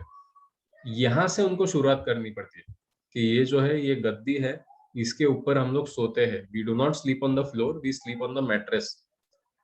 यहाँ से उनकी शुरुआत होती है। तो then how do we cater to that education at that level? तो ये सब ध्यान में रखते हुए alternative and innovative education centre setup करना जरूरी है। और कुछ ऑल्टरनेटिव और इनोवेटिव एजुकेशन सेंटर्स के बारे में हम लोगों ने ऑलरेडी चर्चा की। We already discussed a few of these places, जैसे बाबड़ेवाड़ी की ZP स्कूल हो गई, फिर ये आरोही, शिभूमि वगैरह, ये सब जो थे, these were all alternative education centres, but most of them except for the Babdewadi school, most of them are schools for people who are already affluent, मतलब उनको ऐसे खाने पीने के इश्यूज नहीं है, उनको कमाई के इश्यूज नहीं है, they are for financially stable people. हम लोगों को ऐसी स्कूल्स क्रिएट करना बहुत जरूरी है for that section of the society जहां पर एक्चुअल प्रॉब्लम्स है। एक्चुअल प्रॉब्लम्स मतलब आई एम नॉट सेइंग के बाकी लोगों को प्रॉब्लम्स नहीं है, आई एम सेइंग के जहां पर इन प्रॉब्लम्स को डील करने का जरिया अब तक नहीं है या कम है। So these kind of schools should open up even at this level. So NEP is accepting alternative and innovative education centers. अब तक जो हम लोग को alternative उसे इसीलिए बोलना पड़ रहा था कि जो गवर्नमेंट सिस्टम है वो कन्वेंशनल है एंड जो बोर्ड्स वगैरह के बाहर है वो अल्टरनेटिव है। मतलब आपको अगर कृष्णमूर्ति की फिलोसफी फॉलो करनी है तो आप बोर्ड फॉलो नहीं कर सकते। अगर आपको मॉन्टेसरी की फिलोसफी फॉलो करनी है तो आपको बोर्ड छोड़ना पड़ेगा। No ICSE, no CBSE, no state board, nothing. तो धीरे धीरे they are trying to accept the alternative education centres. In fact जिसने भी 2018 का CBSE का के अफिलिएशन बायलॉज देखे होंगे तो उसमें एक इनोवेटिव स्कूल्स के लिए अलग सा अफिलिएशन का सेक्शन दिया गया। मतलब अगर आप एक इनोवेटिव स्कूल है, अगर आपके पास में अभी बोर्ड नहीं है एंड आपका प्लान भी नहीं है कि आगे जाके भी आप बोर्ड फॉलो करेंगे, तो आप 8वीं तक आपके हिसाब से एजुकेशन कीजिए। बट 9वीं 10वीं में धीरे धीरे बच्चों को सिस्टम में आने की जरूरत है, तो 9वीं 10वीं का आप अलग से एफिलिएशन ले सकते हैं।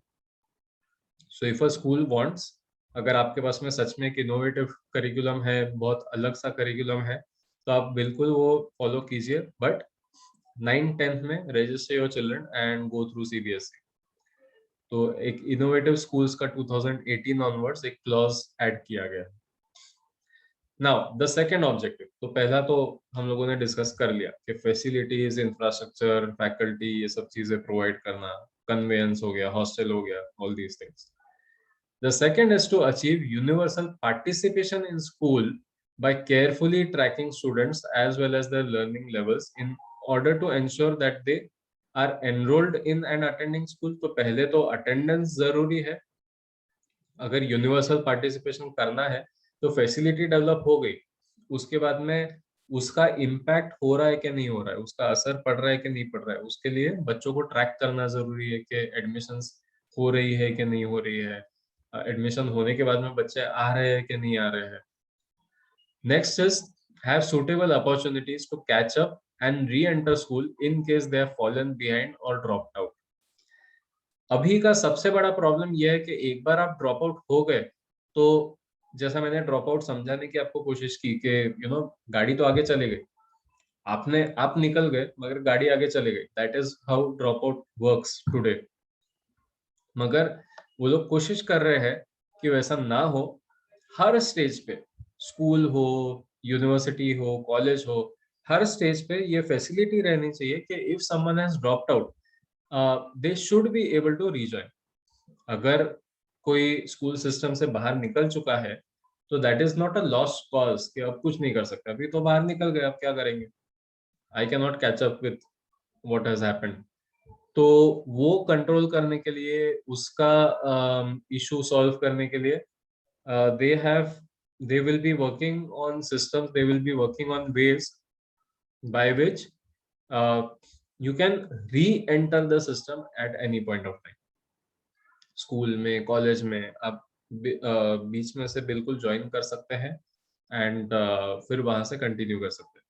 So if suppose you have a farmer whose child is going to school and उनको समझ में आता है कि अरे I cannot manage both, तो वो 5वीं में निकल जाता है स्कूल से।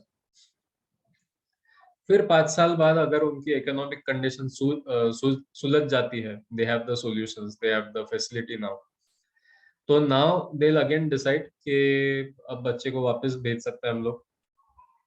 10th स्टैंडर्ड में है बच्चा, 11वीं में है बच्चा, age wise, but the child should be comfortable कि मेरा जो इंटेलेक्ट है that has reached somewhere around 8th standard और समथिंग लाइक दैट, तो I should be able to take that assessment and rejoin where it is needed. Deepali ma'am, can you tell us a little bit about this LBL program?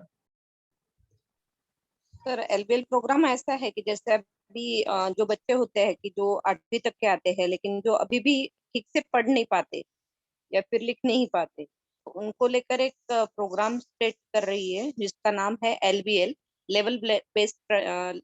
Level based training learning. तो उसमें ऐसे होता है कि जो बच्चे अगर 6वीं में है लेकिन फिर भी वो 1st स्टैंडर्ड के लेवल का नहीं पढ़ पा रहा है, तो उसको वहां से लेकर 6th स्टैंडर्ड तक लाने का जो प्रोग्राम है वो है इसमें चलता है। तो ये not only 6th standard, 8th standard, 9th standard, even though 10th standard जो बच्चा अगर नहीं एलिजिबल हो रहा है, तो उन सबके लिए ये प्रोग्राम स्टेट ऑर्गेनाइज कर रही है।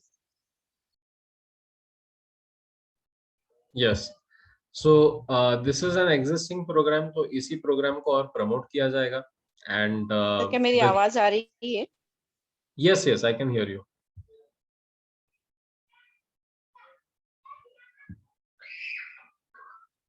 You want to continue with the point और कुछ है ऐड करने का?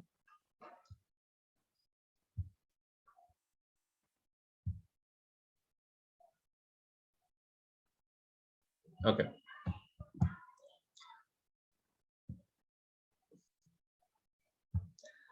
So so these programs are already existing as Deepali ma'am pointed out. तो इसे प्रमोट करना बहुत जरूरी है। Okay, I think she has rejoined.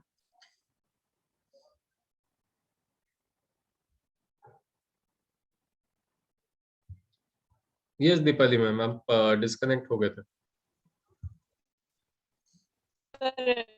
Sorry, क्या मेरी आवाज कुछ भी सुनाई नहीं दी?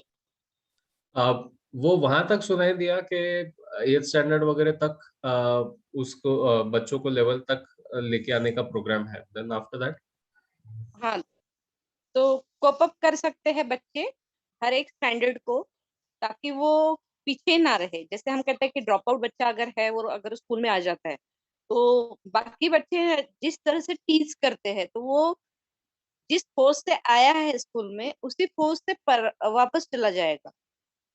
तो उसको कोप अप करने के लिए कुछ चाहिए तो वो LBL देता है। ओके, सो इसके दो पहलू हैं। One side of understanding this is के the system needs to be tweaked मतलब थोड़े से उसमें एडजस्टमेंट्स करने पड़ेंगे, जिसका एक जरिया, जिसका एक तरीका ये LBL है।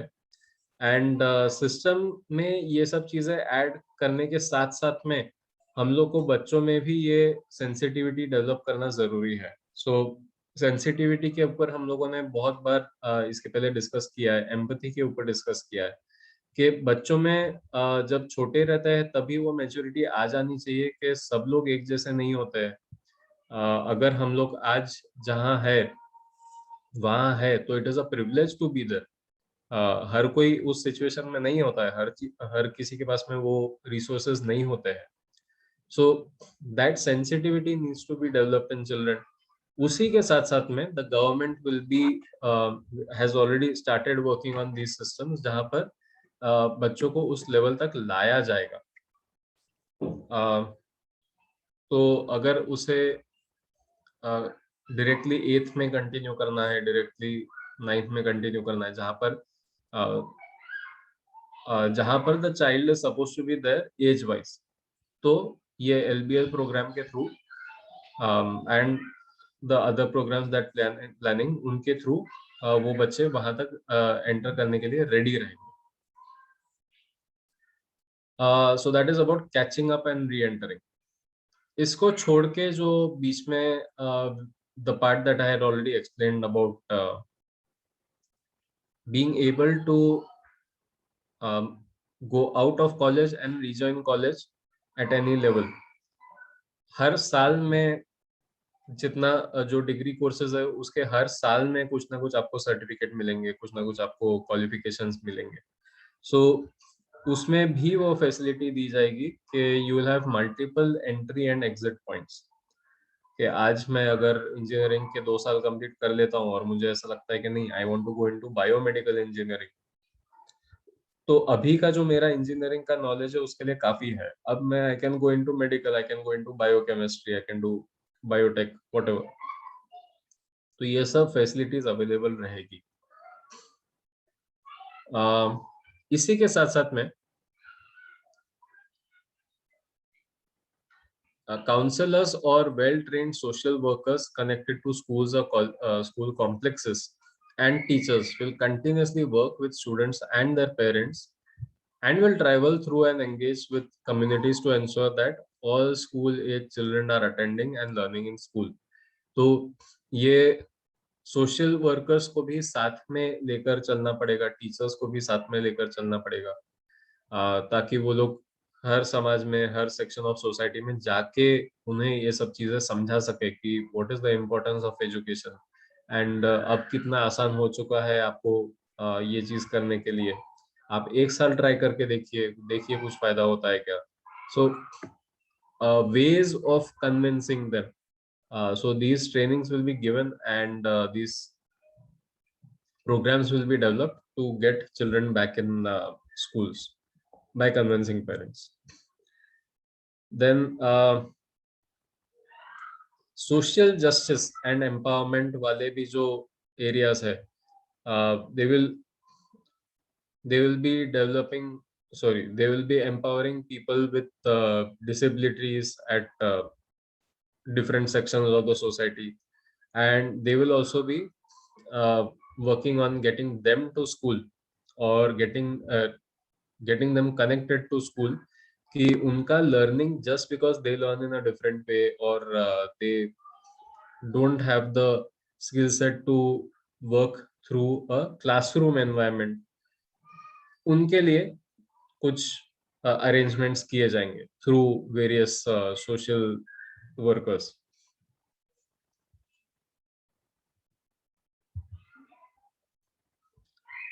तो coming to the summary of this, तो ये सारे स्टेप्स लिए जाएंगे सो दैट कोई भी लेवल ऑफ सोसाइटी ना छूटे. Now one big part of this is open and distance learning programmes, because ये जो है ये प्रोग्राम्स अवेलेबल रहेंगे to those people who are in socially economically disadvantage group, मतलब जिनके लिए नहीं पॉसिबल है, इट इज पॉसिबल नहीं, इट इज नॉट प्रैक्टिकल कि आप जितना भी फैसिलिटी वगैरह सब कुछ प्रोवाइड कर दो, उसके बाद में भी देयर आर सम प्रॉब्लम्स जो बहुत ही बेसिक प्रॉब्लम्स है जिसके वजह से it is not practical for them to attend school. तो why is it not possible to attend school? Because schools में एक तो रेगुलरिटी की जरूरत होती है, पंक्चुअलिटी की जरूरत रहती है, काफी उसके रूल्स रेगुलेशंस गाइडलाइंस होते हैं जो फॉलो करने पड़ते हैं, एंड वो चीजें अगर प्रैक्टिकल नहीं है बच्चे के लिए तो देन आप बस सर्विस दे दो, हॉस्टल दे दो, सब कुछ दे दो, फिर भी वो it doesn't work for the child. तो उस केस में you have open schooling, open and distance learning programs रहेंगे through open schooling, like NIOS, like IGNOU, Indira Gandhi National Open University. तो यहाँ से आप अपना एजुकेशन सेल्फ डायरेक्टेड पेस मतलब जहाँ पर आपको क्लासरूम में ये कंसेप्ट अगर 5 दिन में खत्म करना है, 5 क्लासेस इसके लिए अगर टीचर ने दिए हुए हैं, 5 क्लासेस में कोई भी अलग में सिलेबस कंप्लीट करना है, उस रेट से अगर नहीं जाना है, if you want to go by your own pace, if you decide के मुझे आज चैप्टर 8 पढ़ना है, कल मैं चैप्टर 12 पढ़ूंगा, कल फिर बाद में उसके चैप्टर 1 पढ़ूंगा, तो ऐसे खुद के रेट से खुद सेल्फ डायरेक्टेड लर्निंग, और it is known as child led learning. मतलब this is an example of child led learning. Child led learning itself is something very different. We'll talk about it soon.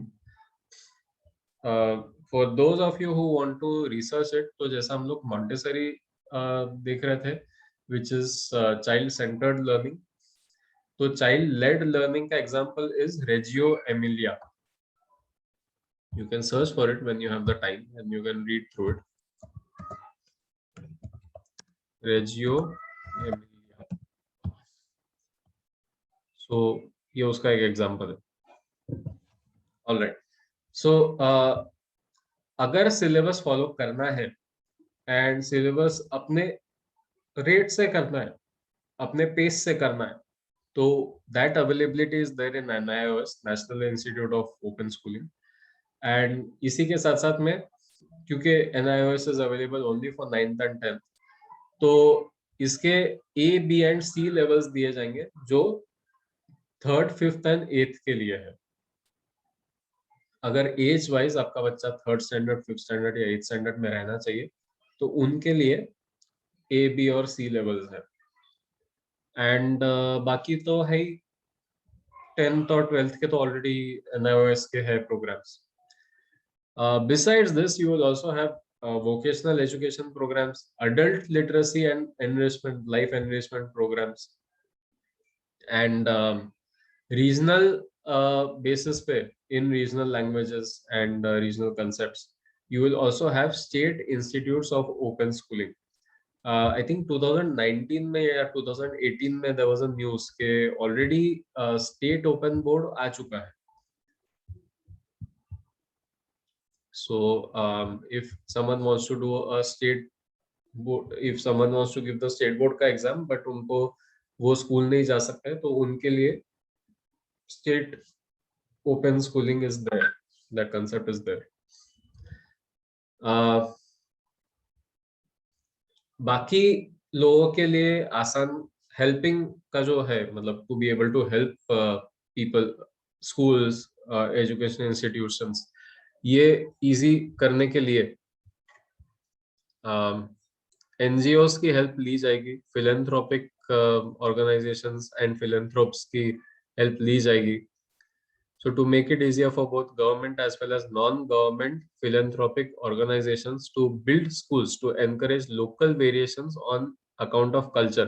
अब government की जो schools रहेगी, वो तो उसके सारे गाइडलाइंस तो यूनिवर्सल है, वो आप कहीं पे भी बिल्ड करो, उसके you have the same list and whatever applies to you, आपको वो वहां पे करना है. थोड़ा सा रीजनल एडजस्टमेंट उस हिसाब से है, फ्रीडम है, but it still does not promote the regional culture. It still does not promote the regional uniqueness. जैसे हो सकता है कि एक स्टेट बोर्ड जो है, वो state board will help the people of Maharashtra understand about Maharashtra, but it may not give me a sense of the Korku village that I am living in. मैं किसी कोरकू बस्ती में रह रहा हूँ, तो वहाँ की क्या यूनिकनेस है, geographical quality, natural quality, all these things, वहाँ का क्या, what is the uniqueness of that area, वो मैं नहीं पढ़ पा रहा हूँ. That is at a loss for me. तो वो भी अकाउंट में लेना चाहिए, culture, geography, demographics, and to allow alternative school, alternative models of education. वापस यहाँ पर ऑल्टरनेटिव मॉडल्स आ गए. schools का जो curriculum है, that should be less restrictive. Now this is something that the government has been talking about since a long time. Excuse me.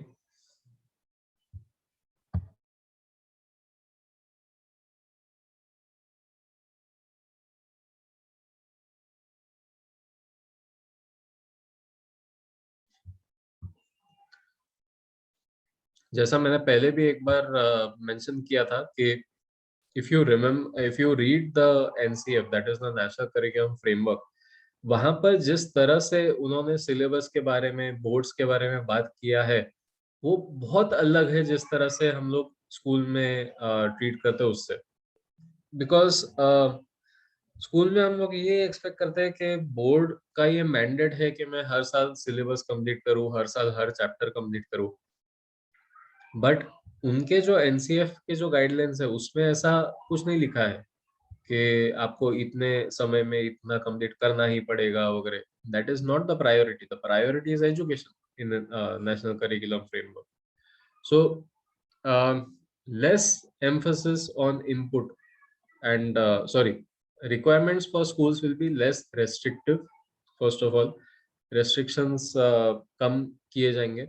Secondly, less emphasis on input and greater emphasis on output potential concerning desired learning outcomes. तो देना कम हो जाएगा, मतलब मैं class में गया, मैंने ये चैप्टर पढ़ा दिया, अभी that they'll have to remember what I've taught them and they'll have to put that out on paper. That will change. हम लोगों को उनसे नॉलेज निकलवाना है. Incidentally, the word education comes from Eddie. One minute, just give me a second. I'll give you the exact etymology.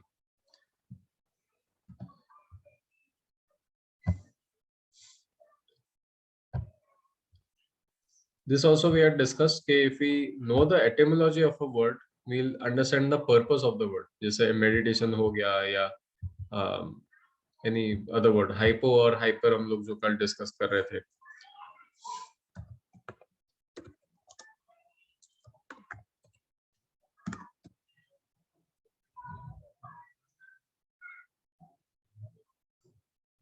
Yeah, educare, EDUCARE. That is a Latin word. That is the origin of education. And the literal meaning of that word is to lead out. Okay, try to understand and visualize the process of leading out. कि बच्चा है, बच्चे के सामने आप जो भी कर रहे हैं या बच्चे को आप जो वातावरण दे रहे हैं, उसके वजह से जो बच्चे के अंदर है वो खुद बाहर आने की कोशिश कर रहा है. That is what leading out means, and that is the meaning of education उस समय पर when the word was made. So यहाँ पर भी उसी के बारे में बात की जा रही है कि greater emphasis on output potential concerning desired learning outcomes. Yes, Hina ma'am.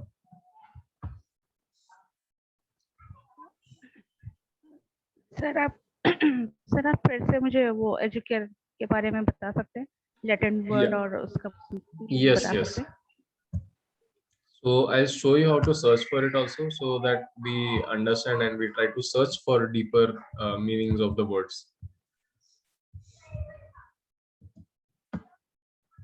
All right, so you just search for any word, like if you have education, उसके बाद में you type etymology.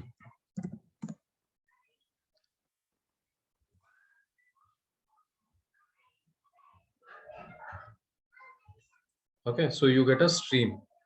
Now let's try this also.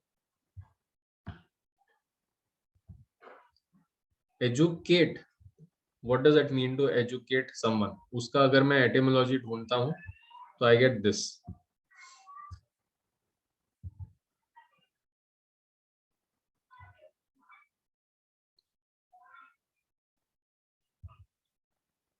So if you can see here, तो यहाँ ये जो stream बताया गया है उस हिसाब से Latin में it was educare, which turned into educat, and educare, CERE. Both of them mean led out or lead out.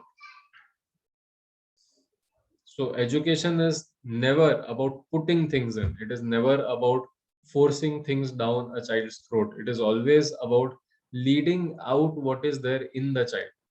जो बच्चों का पोटेंशियल है, जो बच्चों की इंक्लिनेशंस है, टेंडेंसीज है कि उसे क्या करना पसंद है, वो किस चीज में अच्छा है, ये सारी चीजें these need to be laid out.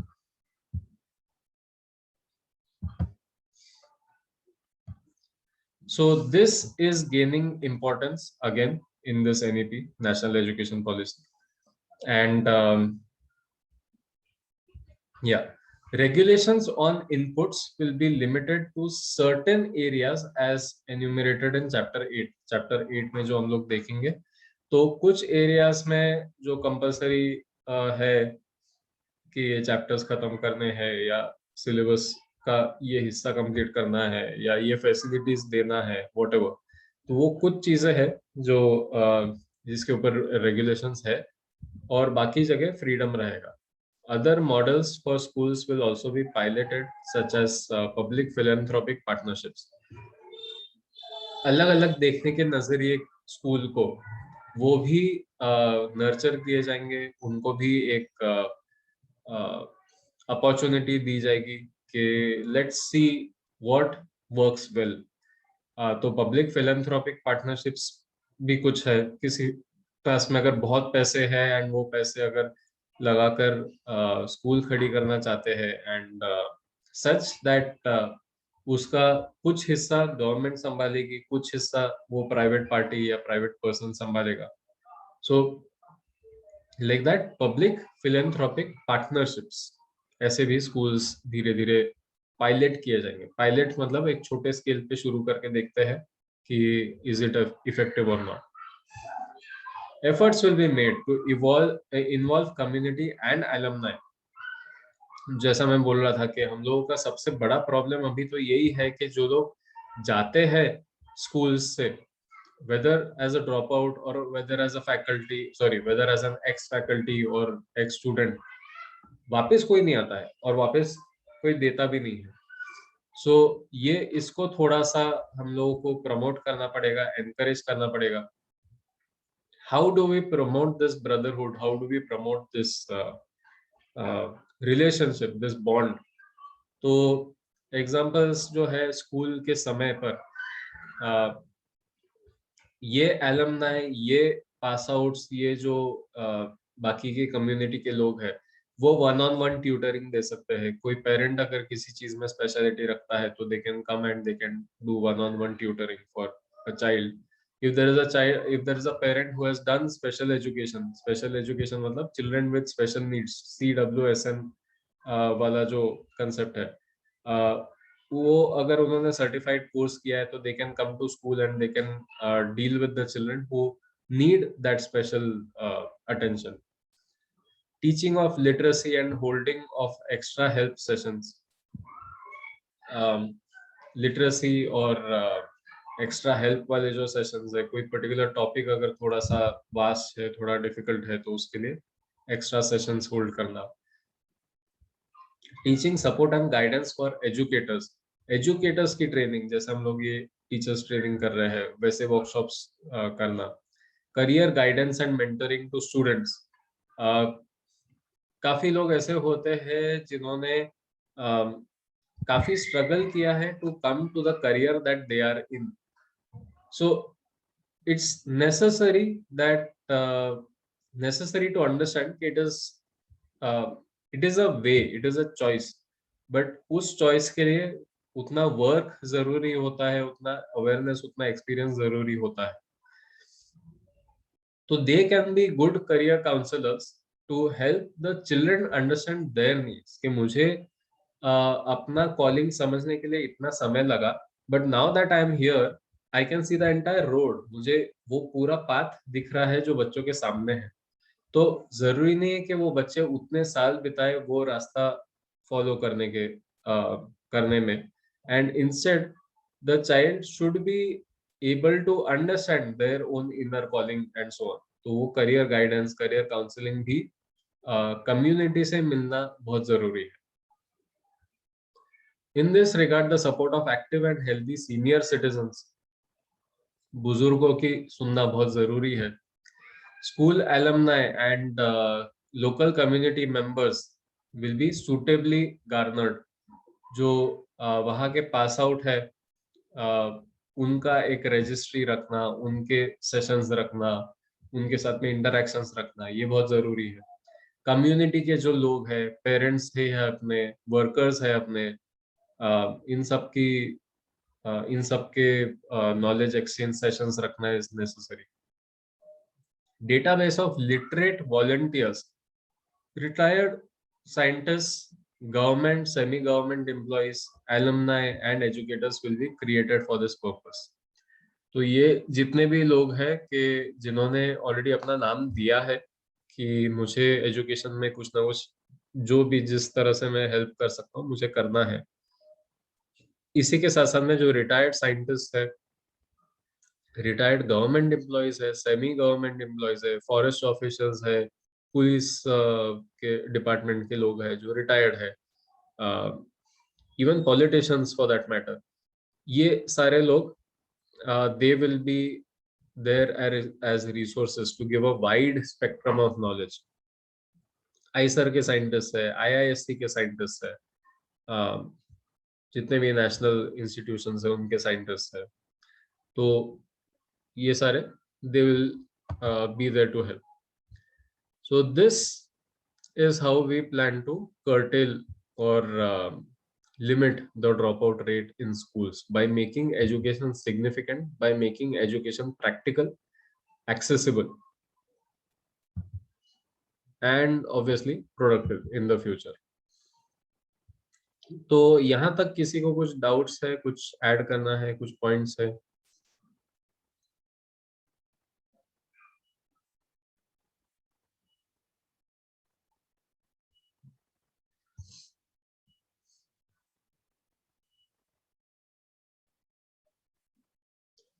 Okay, so we'll go through one particular concept before breaking, and then we'll rejoin with that concept.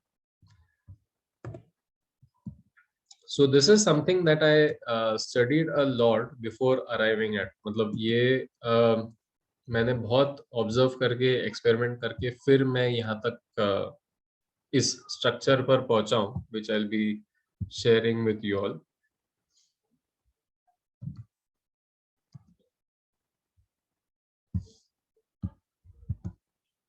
All right. So जो next part है that deals directly with education, understanding education, understanding how to provide education, what is important and what needs to be kept in focus. तो उसके लिए हम लोगों को education ये समझना बहुत जरूरी है, एंड उससे भी ज्यादा जरूरी है to understand the concept of learning. तो let's begin with this. When I say learning, what comes to your mind? आपके हिसाब से लर्निंग मतलब क्या? The word itself, what is learning? सीखना। Okay, New things. All right.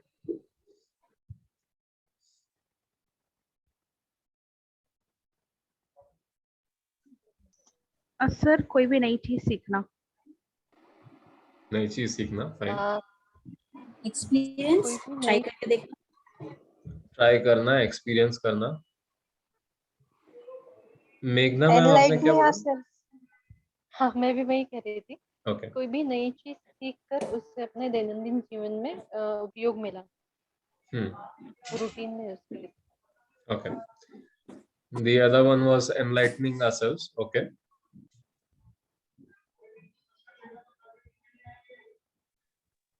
जो हमें पता ना हो उसके बारे में और पता करना। Alright, जो पता नहीं है वो पहले पता करना।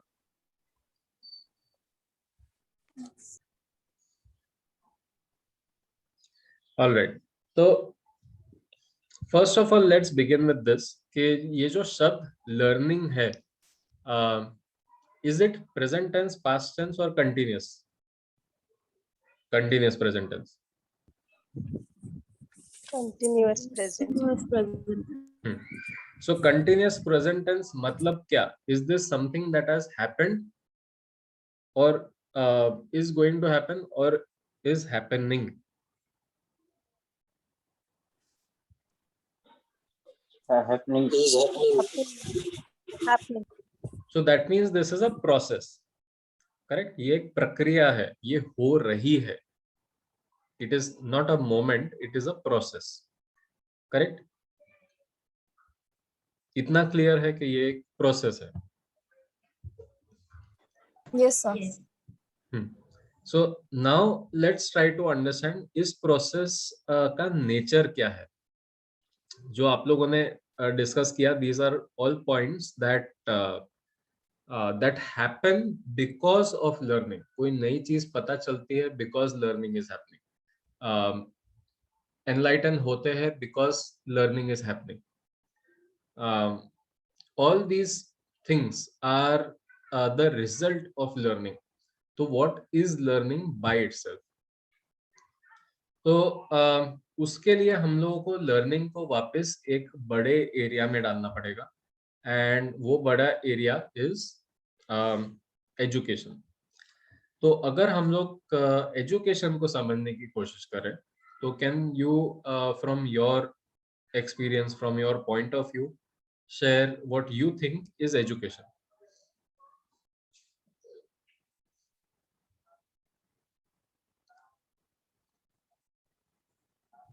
Knowledge. Gaining knowledge. Okay.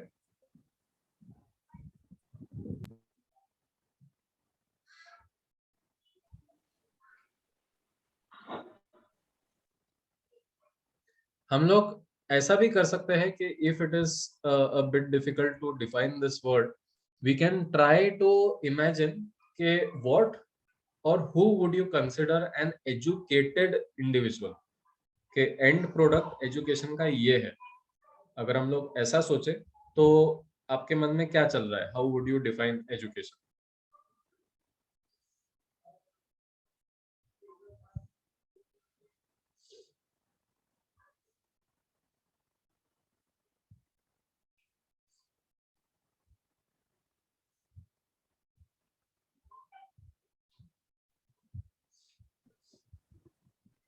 Is it a balance of knowledge, humanity? All right. Balance of knowledge, humanity. Schools. Knowledge. You go ahead. Okay, Pooja ma'am. Schools. All right. What happens in schools is education. Fine. Meghna ma'am. Sir सिर्फ knowledge, skills, values और morals, belief और habit ये सब कुछ रहकर नहीं चलेगा, लेकिन उससे हाँ लाइफ जीने का जो तरीका है वो भी आना चाहिए. सो लाइफस्टाइल का भी उस पर इफेक्ट होता है, एडिशन होता है. अनिल सर का ने यहाँ डाला है कि for development of our behaviour in society, business, market etcetera. तो इकोनॉमिकल ये भी आ गया है. Hina ma'am, yes. हाँ, मैं ये कहना चाहूंगी, एजुकेशन को हम ऐसे डिफाइन कर सकते हैं, प्रोसेस ऑफ रिसीविंग और giving systematic instruction, specially at a school और university. Okay, instructions. So instructions के साथ में we also will need an outcome के then we can say it as an education के instructions भी दिए हैं and outcome भी मिल रहा है. Yes sir. Yes Shilpa ma'am. For मतलब in education मतलब आपकी जो क्यूरोसिटी है, जो आपको ईगरनेस है, उसको सेटिस्फाई करना, और आपके पास आपके आसपास के वातावरण में जो भी चीजें हो रही है उसका आप पे प्रभाव पड़ना चाहिए, उसको चेंज करने की वो लगन या वो मतलब फर्क पड़ना चाहिए आपको उन चीजों से. और फाइनल प्रोडक्ट केस पे मैं बोलूंगी कि एक अच्छा और जिम्मेदार नागरिक बनना चाहिए. Okay, so if we focus more on outcomes, so we are focusing on curiosity, we are focusing on statesmanship, citizenship जिसको बोलते हैं. We are also focusing on attitude change कि मुझे जितना पता चलता है, उस हिसाब से मेरे एटीट्यूड में भी चेंज आ रहा है. Now I'll talk about an experiment that a few scientists did, and tell me if you feel कि इस जीव जंतु, इस ऑर्गेनिज्म में लर्निंग हो रहा है कि नहीं हो रहा. Okay, so we have a very curious species called Physarum polycephalum. Poly means बहुत ज्यादा, सेफेलम मतलब सर, मतलब वो कहीं पर भी सर डाल सकता है और बहुत सारे सर हो सकते हैं उसके. तो इसको हम लोग स्लाइम मोल्ड बोलते हैं. Mould is a type of a fungus and slime मतलब वो शाइनी ऐसे लिक्विड ही होता है. उसे डैम्प और शेडी एरियाज पसंद है, जैसे कोई सड़ते हुए पत्ते, सड़ते हुए लकड़े, ये सब जगह पर वो अच्छे से ग्रो होता है. And it eats other fungus, it eats spores, it eats bacteria. मगर उसको सबसे ज्यादा पसंद है ओट्स, OATS. ओट्स खाते हैं हम लोग सीरियल की तरह, तो वो उसे बहुत पसंद है. तो पेट्री डिश में, जिसमें हम लोग नॉर्मली फंगस, बैक्टीरिया ये सब कल्चर करते हैं, ग्रो करते हैं, उसमें अगर ओट्स डाले तो वो कैसे तो भी करके उसको समझ में आता है एंड वो नेटवर्क बना के बराबर वहां तक पहुंच जाता है एंड वो उसको खाना शुरू कर देता है. तो ये बहुत अलग अलग तरीकों से साइंटिस्ट ने स्टडी किया. अलग दे ट्राइड डिफरेंट वेज कि ये कैसे होता है, किस हद तक होता है, how intelligent is this species. तो उन्होंने एक पेट्री डिश पे, स्क्वायर पेट्री डिश पे मेज बनाया. लैब्रिंथ होता है, मतलब भूल-भुलैया टाइप, वो बनाया फंगस के लिए, स्लाइम मोल्ड के लिए. Technically it's not a fungus. If you read more about it, you'll come to know it's a very interesting thing. And एक जगह पे उसको डाल दिया, वो स्लाइम मोल्ड को एक साइड पे डाल दिया, दूसरे साइड पे ओट्स डाल दिया. एंड वो जो ओट्स है, दे फाउंड आउट कि वो जो स्लाइम मोल्ड है उसको धीरे धीरे ओट्स भी लिक्विड में, वो डिश में वो थोड़ा थोड़ा डिसॉल्व होके जा रहा है, तो उसके भी सेंट फैलते जाता है इधर उधर. तो वो स्लाइम मोल्ड क्या करता है कि वो जो मेज है, वो मेज के जितने भी स्लॉट्स है, वो स्लॉट में पहले मुंडी डालेगा, फिर वापस पीछे आएगा, फिर दूसरे जगह मुंडी डालेगा, फिर वापस पीछे आएगा.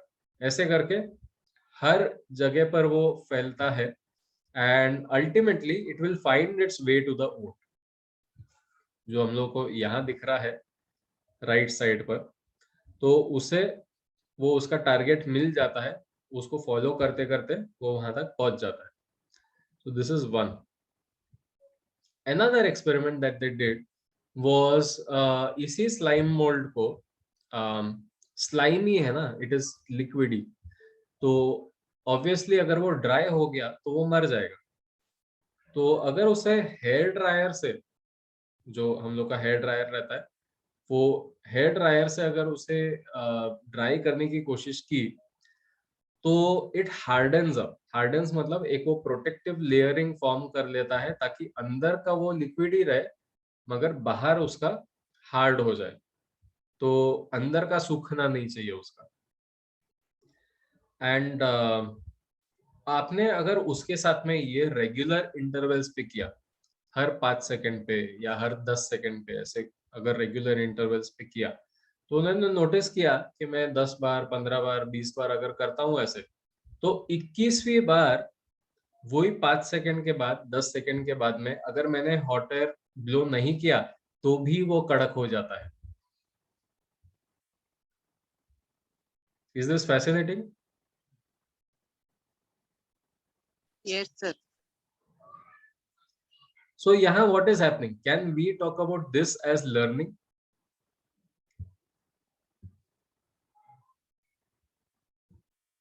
कि वो सीख रहा है, ये हम लोग बोल सकते हैं?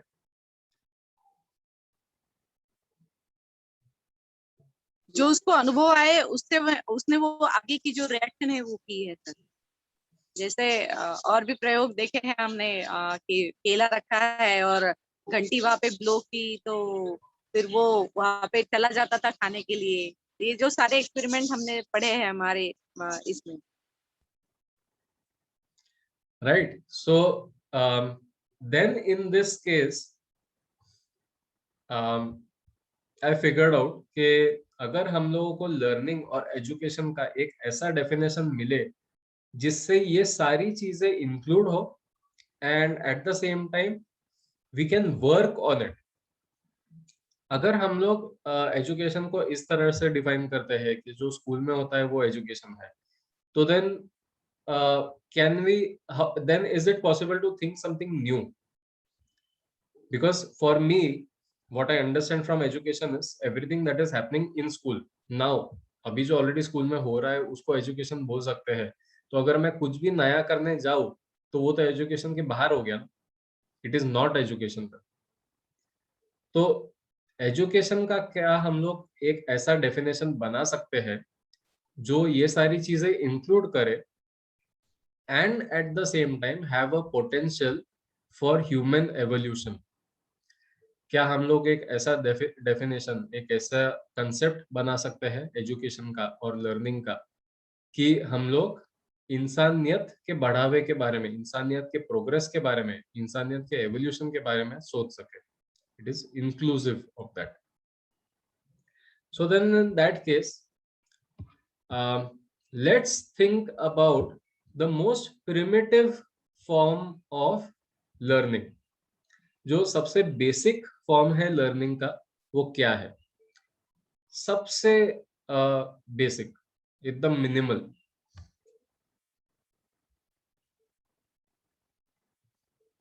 ऑब्जर्वेशन। ऑब्जर्वेशन बहुत आगे निकल गया। डूइंग। इंटरेस्ट। डूइंग के पहले, डूइंग का basic step.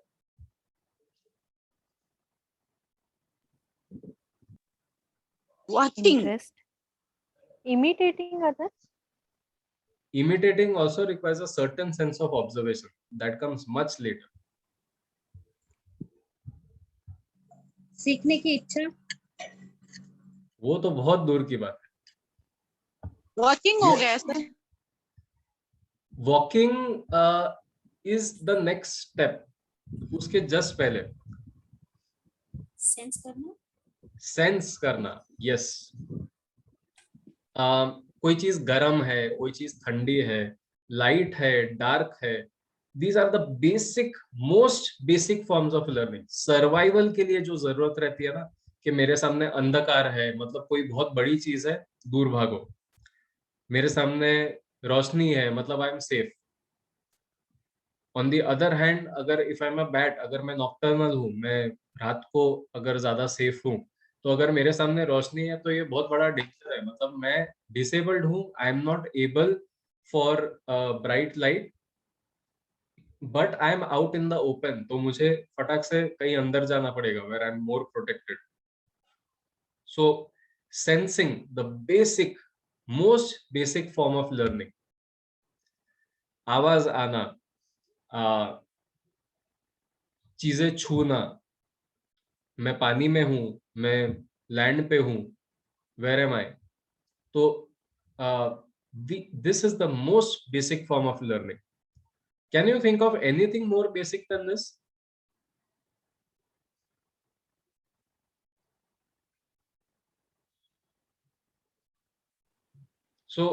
So far this seems to be more basic, most basic, correct?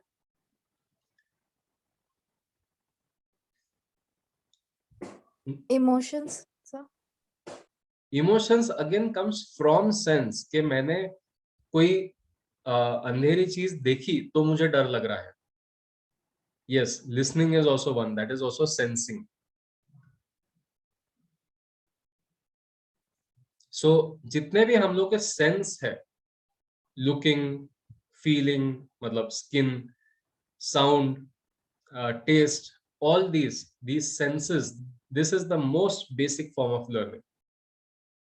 शुरुआत होती है पसंद नापसंद, डर, सेफ्टी, सिक्योरिटी, इतने बेसिक कंसेप्ट से इसकी शुरुआत होती है। And what is the most extreme form of learning, के ये लेवल तक के अगर लर्निंग हो रही है तो मतलब यू कैन से कि this person has become enlightened.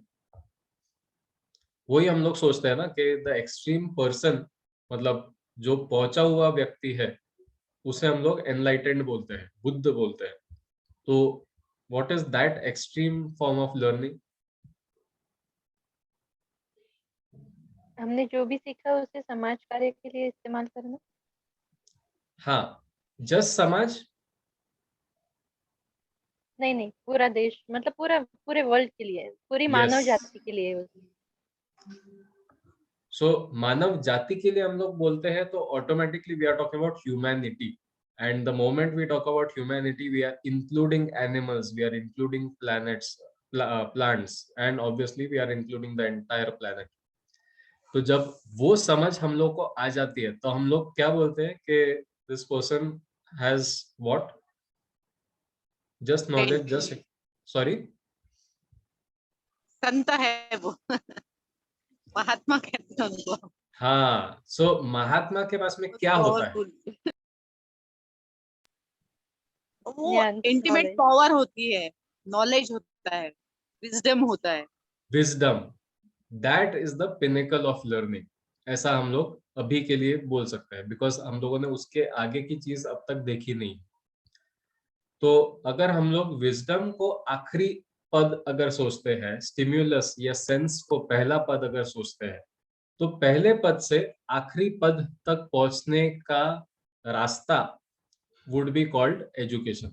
That entire process of going from stimulus to wisdom, yeah, whatever results from wisdom can be called education.